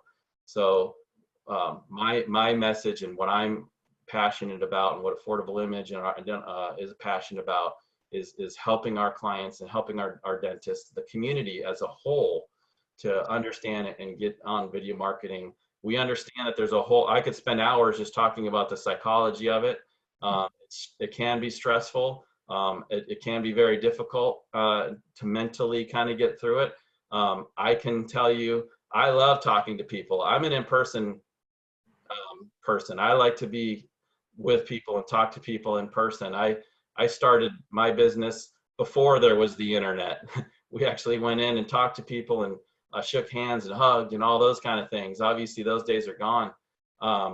But you know what? We can actually have something similar with video. Obviously, we're doing the live chats now, or the live video conferencings and things like that. That's happening. It's going to be in the dental community. Realistically, the video isn't going to be something that you're going to be able to do once you really get rolling in your practice. But I do know, and I do believe that you can carve out an hour a week somewhere with you and your team, even an hour every other week, to be able to carve out to focus and create some video content, and then having a plan in place and a structure to be able to get that video out, and have a plan to where it's posting. The one thing you don't want to do is create 20 videos and dump them all at once. You want to have a plan to get them in a nice format and things like that, or a nice schedule, I should say. But yeah, no, I'm really excited listening to Mike Dinsio talk. He got me pumped up for the message that you as dentists can convey to your existing patients and the community around you about how you can help them feel safe. That's the word of the day, right? Feel safe. People want to feel safe. And you can do those, and the best way you can do it is through video, obviously. But even if you're not completely comfortable with it, you could take a picture, or you can just put information by text on your Facebook and things like that. You can start right now, just at least getting that information out that Mike shared with you. It is a great time. There is opportunity in crisis. It's hard to talk about that because life is we're seeing so much pain and suffering everywhere. But it's leaders like all of you who are listening right now that are going to help the entire community, your community, lift up and be able to get back to work and have confidence and things like that. And the last thing I do want to touch on, I'm going to go back to the sterilization that dentists do every day. And I haven't seen that. I've not seen any doctor even yet today. I don't see anybody communicating that. It's almost like it's a brand new thing. It's like I went to the drive-through the other day, and the person was completely geared out. They had the face shield, they had the face mask, they had the gloves. They were completely geared out at the drive-through I went through. And I thought about it as I was waiting for my food. I was like, my dentists, my doctors, my clients, my dental community, this is what they do every day, all day. And they understand sterilization. They go to school for all this, and this is what they do. And this is their everyday lives, is sterilization and infectious disease control and all these crazy words that we're hearing out there in the news media. And I haven't seen my clients, even my clients, get that out. And again, going back to Mike's presentation, those are the messages that I want to see everybody get out to the communities. Imagine if the dentist community or the dentists around the country, if we all could band together and get this information out and get our communities feeling safe, what that could do. Yeah, those videos are super important, Mike. And I mean, the possibilities are endless for the types of videos, educational videos. I mean, Michael Dinsio talked a lot about, post-treatment, all the different ways that you can incorporate video. And I personally, on a day-to-day basis, love video email. I use it with all my clients because I can't see them in person right now. So, and being nationwide, it's a great way to stay connected. So I want to encourage everybody to stay healthy, stay safe, and stay connected. And then Ingrid and Mike, tell everybody about, I'm going to go ahead and repost the landing page on there, but talk about some of the resources that you're offering everybody free of charge here sort of help them get through this and help them plan for the reopening? So one thing that's on there is a free marketing analysis, or so we would like to talk to you about what you're doing and how we can help change your messaging, and how we can help you with that. So there's actually a link on that page for you to fill out, and Ingrid can walk you through some ideas and can give you some input and things like that. There's plenty of things that you can be doing to stay out there in your area. So we have that, and then we do have some other reports and some things that we can do, but that would be, you know, after you talk to Ingrid as part of the analysis. We have all kinds of search engine optimization reports and demographic reports and lots of different things that we can provide depending on you know, where you're at in the stage of your marketing and things like that. Remember, marketing is a message. That's what I want you to leave here. Marketing is a message, and right now the message is different than it was 2 months ago. Awesome. Thank you, guys. And we have about 5 minutes to the top of the hour. Dr. Hess, let us know when it's a hard cutoff. We're going to extend potentially for some overtime questions. We have a few more that are in the queue there. And as long as all the panelists, if you guys could stay on for a few minutes past the top of the hour, that'd be great. We have a few more questions in the Q&A that are developing, and I know they need answers. Yeah, we're here to help. Awesome. All right. So one of the questions that have been bubbling to the top is in terms to improve marketing. Does the video have to be on the website, or is it okay to be on Facebook that is linked to the website? So I guess some questions as to what are the most effective ways to use that video marketing. So we're gonna recommend that you have a video or a YouTube channel, and that you have your video on that YouTube channel, and you would actually have your YouTube video embedded in your web page. So you're getting the YouTube optimization opportunities as well as this SEO opportunities, and then you can actually use like Facebook. We would recommend is to send a link to your website, because what you want to do, you want to get people to come to your website and to ultimately make a phone call, you know, or fill out some kind of form or something on your, or email you to be able to come to your practice. So what we want to do is generate or have a strategy in place where we're getting those people to end up on your website to be able to at least get your phone number or leave their information there. So definitely that's the number one way. Depends what you're doing also. So if part of what you want to do is you can have some awesome, like Ingrid's talking about, some educational videos. Depending on what it is, it might make sense to do a boosted post. Might make sense to actually do a sponsored ad, a video ad on Facebook. I mean, it just, as Ingrid said, it's endless, literally endless ideas and things. Michael touched a lot about financial options. So, I mean, doing videos on the different financial options available. I mean, there's endless possibilities. And Ingrid, I know you sent me a video message before. So there was a question is, what was the software? How did you do that? And then second of all, you know, some of the other ideas that you have percolating in terms of, you know, how can you use this email video messaging program? Yeah, I use it with a lot of my network and my doctors. As I mentioned earlier, it's very easy to use. It's just either with your cell phone or your laptop, your tablet, whatever device that you're on. You simply put in the person's name, their email.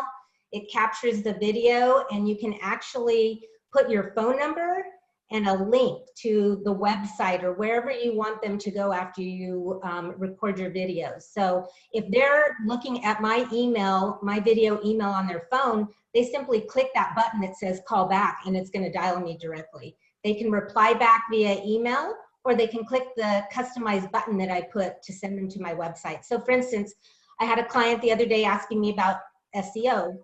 So the email that I sent to her was a link directly to our website, to our SEO page. So you can customize it that much, personalize it that much. Other ideas aside from video email is educational, bios of all your team, getting to really know your team, office tours, even with startups. starting those videos before they even open their practice, going through letting them be a part of that construction, using those on your social media before opening to show the process. We have doctors who put recipes, how to make cheesy garlic bread. I mean, just to stay in front of your patient base is the goal, right? To stay connected.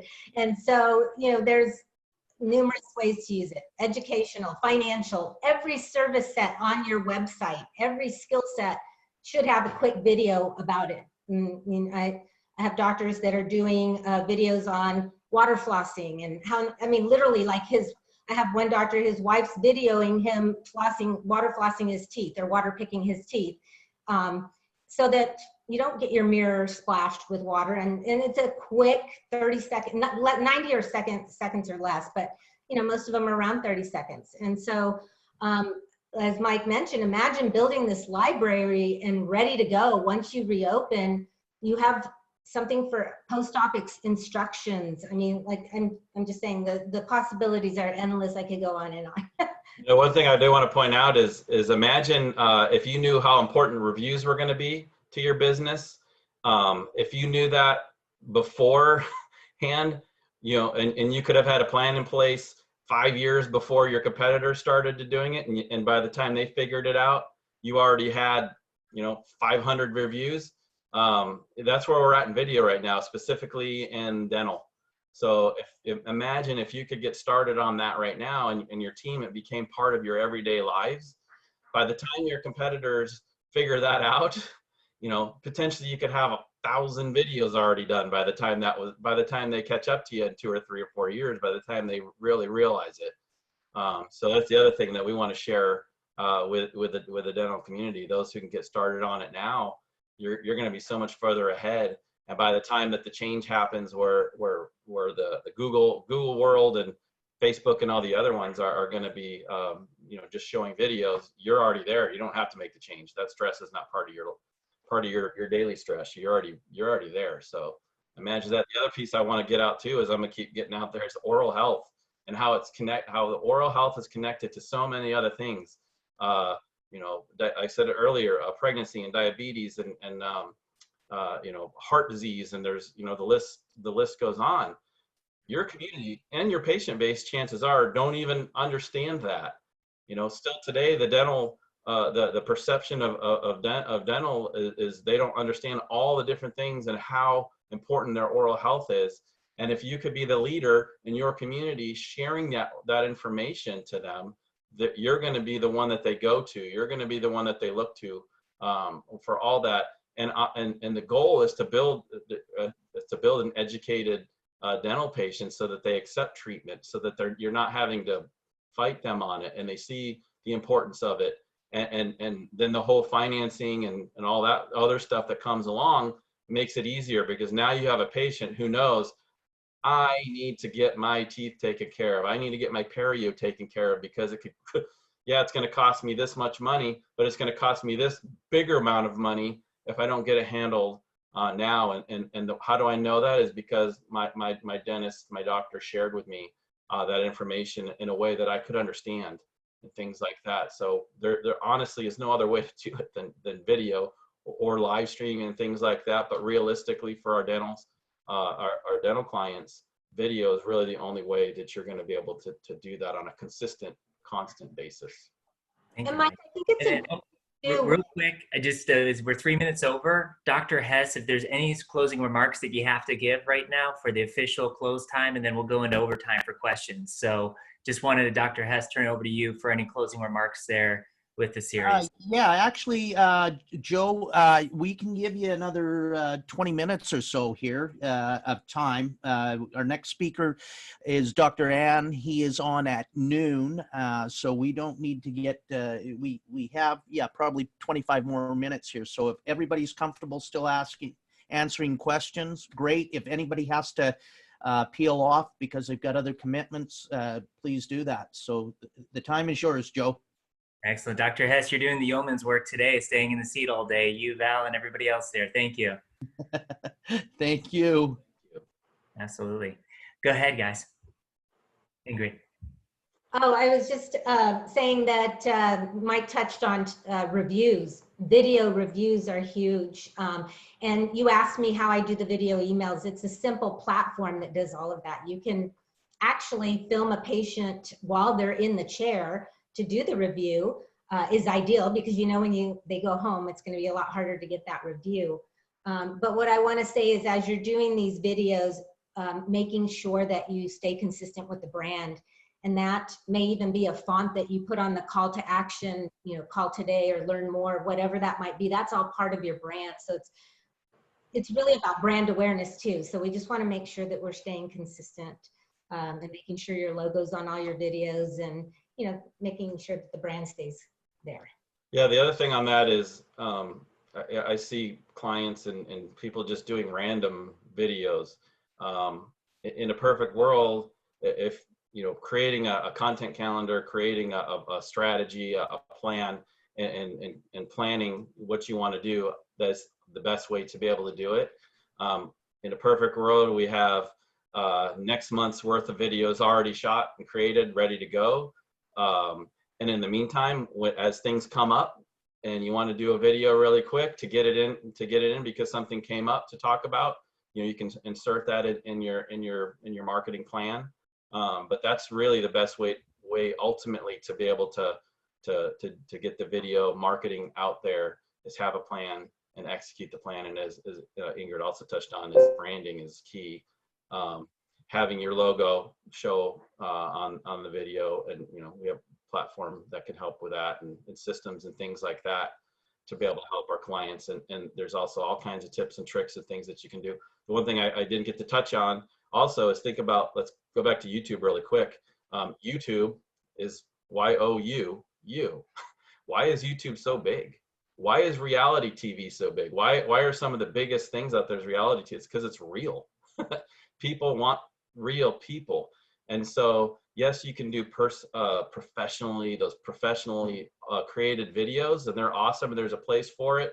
And we do have that in certain recommendations for certain types of practices and in certain places during or certain levels of your practice growth and things like that. But way more important than that is you and your team, and connecting directly with your team and creating your own reality TV show kind of a thought process. So when we're actually talking with our clients about it and creating video campaigns for them, you know, the goal is to get you over the stress of creating video. It's hard for a lot of us. There's a small percentage of people out there that actually want to be seen and want their faces out there. The rest of us, it takes some work and takes some practice and you know, getting over the stress. But Ingrid can tell you that it does take, once you get over that, it gets fun, right, Joe? Oh, we got to get to Q&As. So Well, one thing I was thinking, Joe, real quick, Mike, you know, as you were talking, like Mike, Affordable and Next Level should partner up and come up with a marketing strategy on scripting and communication for anybody that might be in the audience. Like, yeah, we can. Like the messaging, as you've pointed out, is so important. And if you guys with your marketing capabilities can harness some of the thoughts and scripting that I have in my head and package that up for the audience, how cool would that be? So just throwing that out, maybe we should talk offline. We'll definitely do that. We want to help as many people as we can, for sure. Totally. Awesome. So if you're still on the webinar, there's about 633 people. Go ahead and type in that question. Also upvote quickly too if you see a question you already have. So that way we can get to it right away.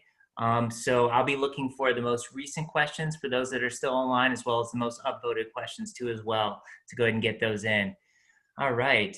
So this. Joe, one great question that I answered that I just wanted to make sure everybody got a chance to hear it is the code for PPE is D1999.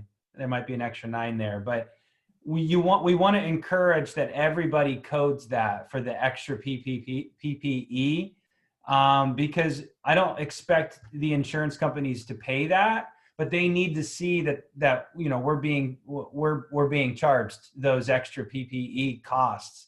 As far as, communicating that to the patient and passing that cost off, I think there's some strategies and some scripting that, is sensitive, and we would probably have to talk about that per office, per culture, and kind of just the patients that you have in your office. But I just wanted to throw that out because there were some questions about that. Totally. No, that's a good point too. And off that question, I'll open this question up here too. What happened if you open your office back up and you run out of PPE again? When you if you have to close the office because of no PPE or PPE, does your team go back on unemployment? Can they claim unemployment? How does that work when there's a shortage there? I'm going to say that you'd have to shut it down, based on just kind of what's been recommended. But I think that the ADA isn't super clear on that. I'm not sure how they're going to regulate that. But the official answer there is you're going to have to shut down if you can't protect the patients and the team. And so, I think that we're all going to have a injection of hopefully PPE in the next couple of weeks from what I'm hearing from all the distributors. Right now, I think the government's controlling where that PPE is going, and I think it's going mainly to medical. And so I hope that once we kind of reopen, that they'll kind of redirect and the Patterson Shines, Bencos of the world will hopefully, and Burkhart's of course, will hopefully get their fair share. So, but I think the right answer, or the official answer, is you got to shut down. Tyler, is there anything that you want to add to that? I agree completely. The one thing I would add is there's a lot of confusion about this. Is if you laid off your employees when the shutdown started and they come back into the office on May 1st or May 18th or whenever it is, you are rehiring them. It's not like you were dating and you just decided to see other people for a little bit. You broke up and now you're getting back together. So it's a full rehire. And so to answer the second prong of that question, if you did have to shut down, they would be able to jump back on unemployment.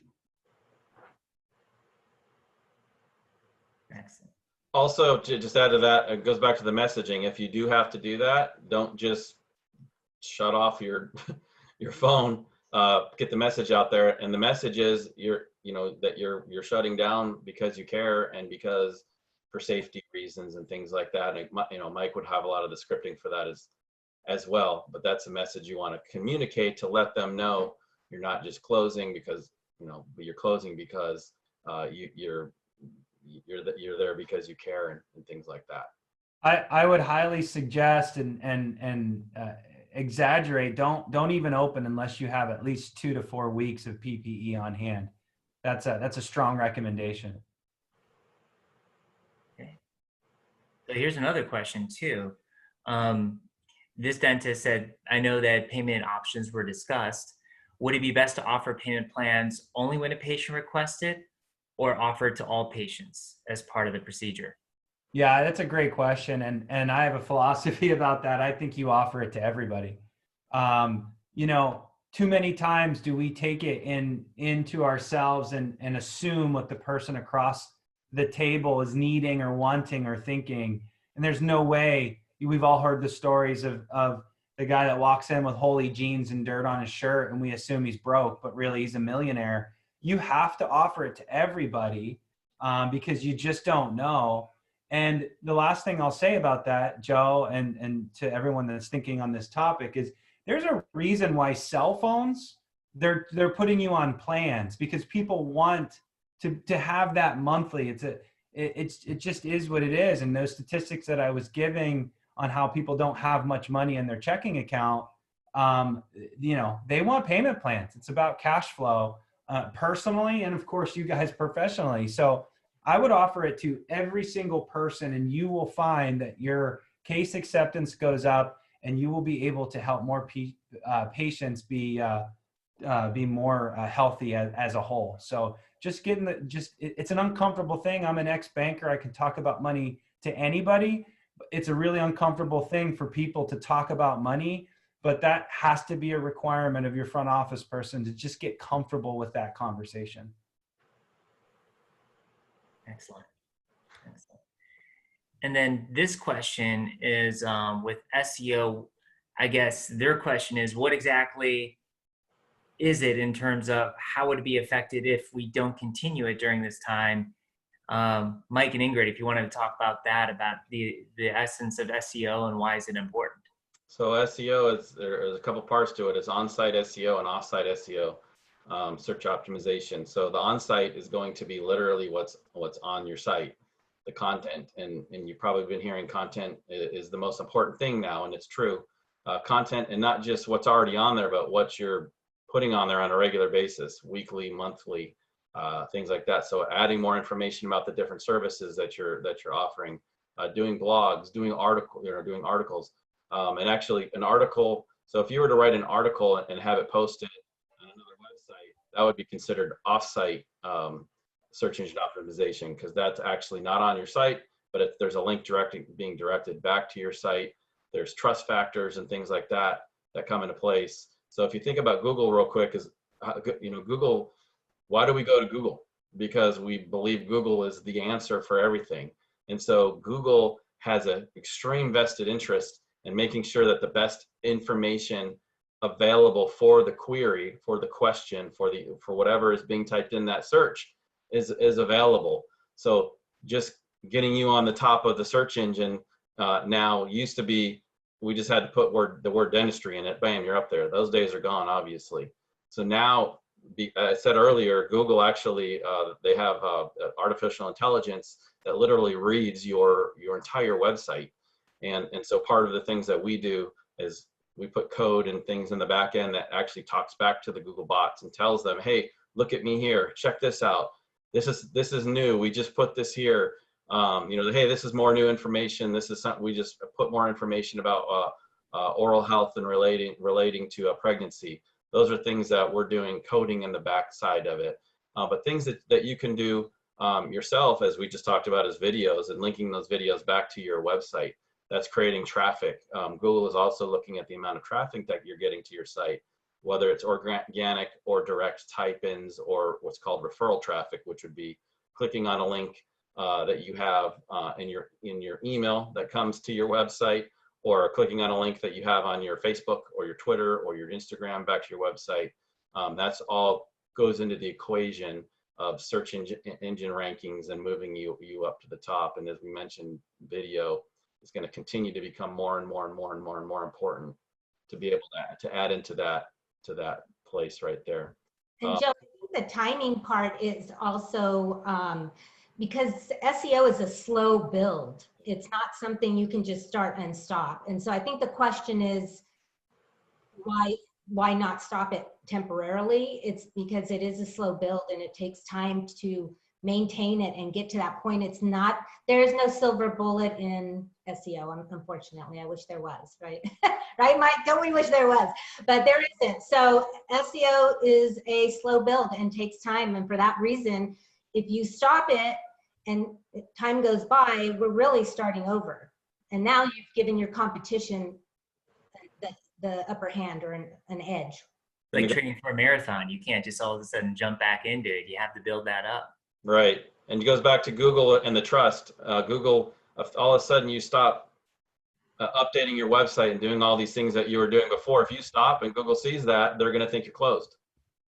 And you're just going to fall, and then it's going to take time to get you back up. So that's why we want you to keep doing it now, and double up if you can. If you can afford it, do more. Now's the time to be able to get up even further if you can. Awesome. And then Tyler, question for this. This is in regards to the PPP. Are you able to use those funds for maternity leave? This was a question, and I have a firstborn child due in 3 weeks, so it's near and dear to my heart too. Yes, it goes for maternity leave and parental leave. So if you're a non-birthing parent, it works for that too. Awesome. And so when it comes to on the PPP money, there's an additional question for the Family and Medical Leave Act pay. If you don't use PPP money for the Family Medical Leave Act pay, do you still get a 941 tax credit?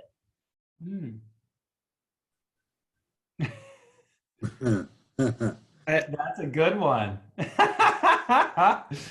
academically, like in theory, the answer to that would be yes, but we have to see what the form is going to look like for forgiveness of the PPP and how they're going to calculate it, because they're going to take the position, I suspect, that we're just going to look at your last 8 weeks of wages, and you're not going to be able to silo off, one employee's payments from the other.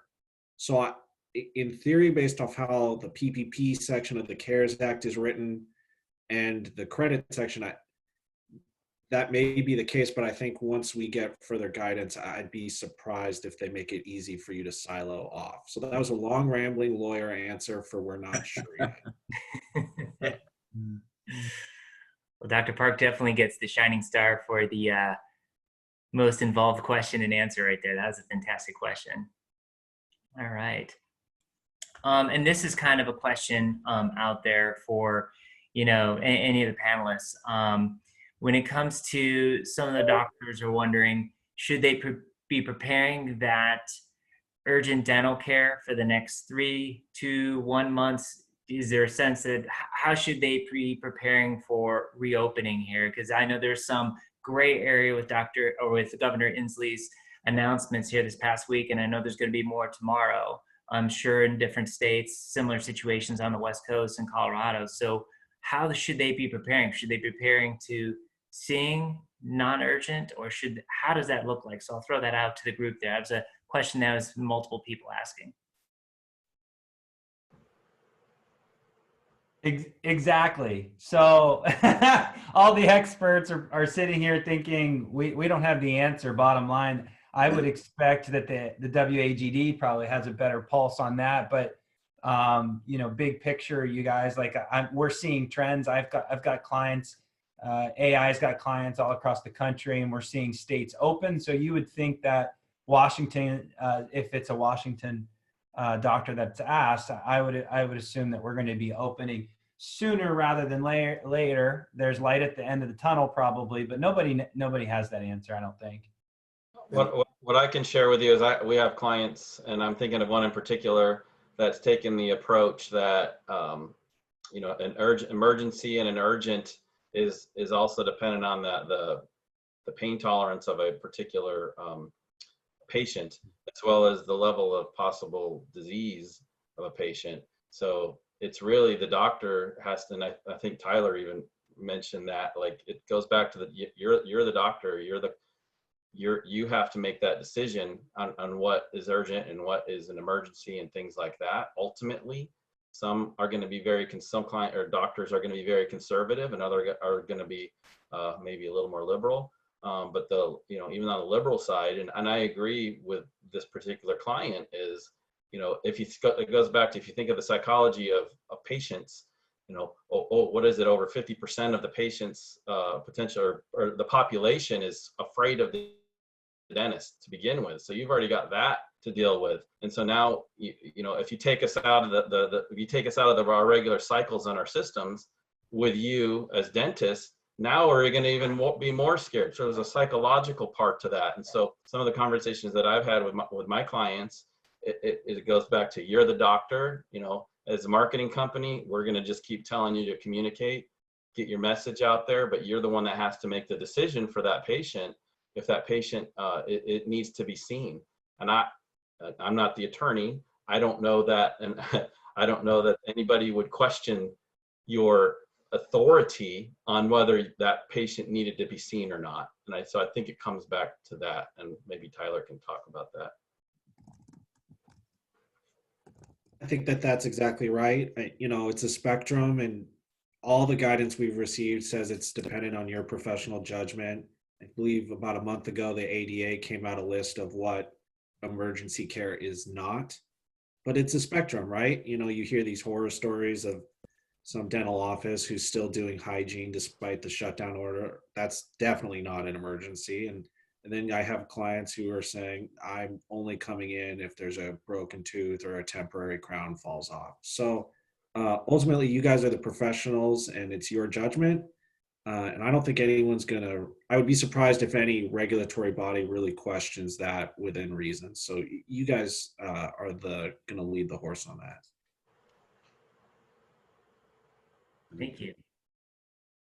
So next question, and this will be the last question, then we'll have each panelist just a minute. Go ahead, parting remarks for everyone. But Michael Dinsio, when, and this is a question, it's probably on everyone's mind, when do I start to see recall appointments? Ooh. Yeah. Again, state to state. If you're from Washington, Governor Inslee doesn't like, he just threw out some specifics on what emergency was. So by him redefining what emergency was is kind of an indicator that he's not ready to open up the preventative yet. But the answer, I think it's customized to individually states and practices, but I went through that process of how you would get the A, B, and C columns set up, and I think it, again, what Tyler said, and I'll reiterate it. This is your discretion, to the patients and who you want to bring in. But yeah, I can't answer that, unfortunately. I wish I could. Awesome. Well, thank you. What we're going to do now, we're going to limit it to about 30 to 45 seconds for each panelist here. Parting remarks here. We've also on the chat gone ahead and reposted that link again for the resources and follow-up information for each speaker. So please go ahead and reach out to them directly. That's how you're going to be able to follow up. And I'll start from the top. Kevin, go ahead and say a few words there. Well, I want to thank everybody. Dr. Hess, thank you, and the AGD and Val. Please, thank you very much for your time today. Thank the speakers. Joe, thank you for moderating today. Ingrid, Mike, thanks for AI's involvement. And Michael, great job today, and thank you for your presentation. And Tyler, again, I know that you've been on a number of times. Thank you. I got a text, and I'll just sum it up this way. From us at Omni, we're proud to basically be sponsoring this, but one of the texts I just got, excellent seminar, excellent information. So I'll leave it with that. Thank you. Michael Dinsio. Yeah. Well, I just want to reiterate what I was saying. There is so much information out there. It's changing minute by minute. All of us as a collective group here do the absolute best we can to stay on top of it. Your community and your network is probably your greatest asset. So stay close to all of us. Again, I put a ton of time into these practice analyses, and if that's a word, I just want to offer that back up. It looked like I definitely got some. So I'll, again, however I can help and give you time, please reach out. Don't be shy. I'm here to help the community as a whole. Awesome. Tyler. I just want to thank all the doctors and then all of our sponsors, WAGD, Val, Dr. Hess, you guys have been awesome. Omni, everyone at Omni, Michael, Mike and Ingrid, it's just been great. The one thing I would say to everyone is you guys are the doctors here, you are such a big part of our success, and the reason we all have jobs. So don't hesitate to reach out to any of us if you need help. Now is not the time to be proud. We're all in this together. Let us help you. I don't know a single professional on this chart or on this chat who's not willing to float time and float expertise to make sure that you can get through this. Like I said, you're the reason we all have jobs. So let us help you during this time. We're here to help. And Ingrid and Mike. I just want to continue the sentiment to thank not only the WAGD, but Omni Practice Group for allowing us this time. And of course, all the doctors that took their time out of their day to day to listen to us. And my message would be stay healthy, stay safe, and stay connected. My biggest thing I want to leave with everybody on here, and I still see there's over 500 doctors potentially on this, still a half an hour afterwards. And you guys are leaders. You're leaders in your community, and marketing is a message. And as a leader, you have to give the message to your team, to your existing patients, and to your community. And that message it's a tough one. It certainly is. There's a lot of pain and suffering going on out there, but that's what leaders do to help and bring the communities and things up. So don't be afraid to share all the things that you need to share with your patients. And again, back to deciding which clients or patients to take and things like that. You are the doctors. No regulatory agency can tell you what you know, and so we need you to lead and carry your community and all of us through this. As everybody else said here, we're here to help however we can, whichever way we can. I know we've all been blessed to be a part of this industry and the dental industry. I tell my team all the time, our doctors, the amount of energy that you guys have to be able to do what you do, to keep track of the practice side of your business and the business side of your business, hats off to you. And we love you, we appreciate you, and we're here to help every way, shape, or form. Thank you to Omni for bringing us to be a part of this. And of course, thank you for Washington Academy of General Dentistry, and just so much appreciated. And I also give a shout out to Dr. Hess. You're awesome. Pumped up there. Got me pumped up here in your beginnings. Thank you. Great message for everybody. Thank you. Control what you can control. And Joe Corey here signing off. Just want to say you're not alone. I saw a couple of heartfelt comments in the Q&A. And if you're feeling alone, if you're feeling that this is too much, overwhelming you, you have so many resources. This is not the time to be on an island by yourself. So many people are here for you. So absolutely reach out, be there, and make sure you tackle your practice spirit. I know I got to get rid of this thing here in the next few days. Thanks, Joe. All right. Thanks, Joe. Thanks, Omni. Thank you to all our panelists that joined us today. That's fantastic. Again, we had a lot of questions on CE credits. CE credits are being distributed by the University of Washington School of Dentistry, CE department. That will come to your email address that you registered for at this for this webinar. There is 2 more webinars today. We've got Dr. Ann that's coming on at 12 o'clock noon, speaking on intraoral scanning, and just an absolutely fantastic presentation. And then we've got Dr. Michael Fling at 2:30 p.m. that's going to go back into his technique for provisionalizing full mouth restorations to phase treatment.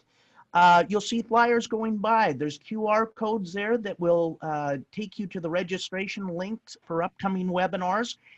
A reminder that all these webinars are being recorded. They're on YouTube at Washington Academy of General Dentistry. And if you go to that YouTube channel, please remember to like and subscribe and click the bell, and you'll be notified as webinars are added to that YouTube channel. You can expect this webinar to be up and available to view within probably the next 5-6 hours, depending on how the transcoding goes on this. This is the Washington Academy of General Dentistry Stay Home, Stay Healthy CE series. And we brought to you about 33 webinars so far. We've got another 20 lined up before May 18th. Feel free to share the link on Facebook with your colleagues. Any dental assistant, hygienist, front desk person can get CE credit if they'd like to get CE credit.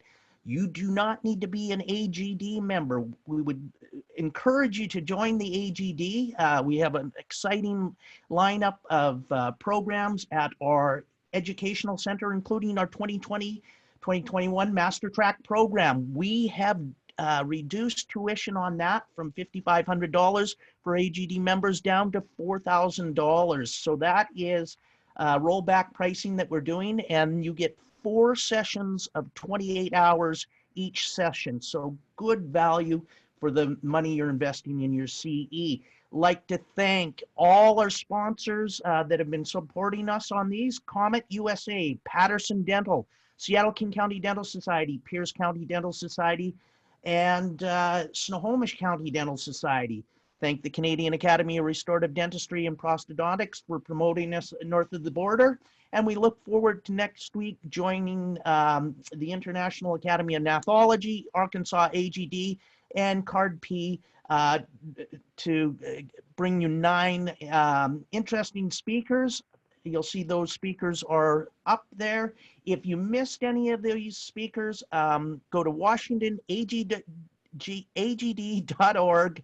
Look for the Stay Home, Stay Healthy logo and scroll down and you'll be able to register for those events. Well, that's it. We're going to take a short break here. We'll be up and running at 10 to noon, and you'll be able to log in for our next webinar at that point. So from the WAGD, stay home, stay healthy, and thank you for joining us. Thank you. Thank you, everyone. Thank you, everyone. Great So job. appreciate you guys. Thank you. Thank you. Dr. S, you're such a pro. Nailed it. You're awesome. That was good. Take care, guys. Really a pleasure to meet you. Thank you very much for your support. Thank Looking forward to it. Thank you, Dr. Hess. Thank you, Val. Thank you, guys. Bye.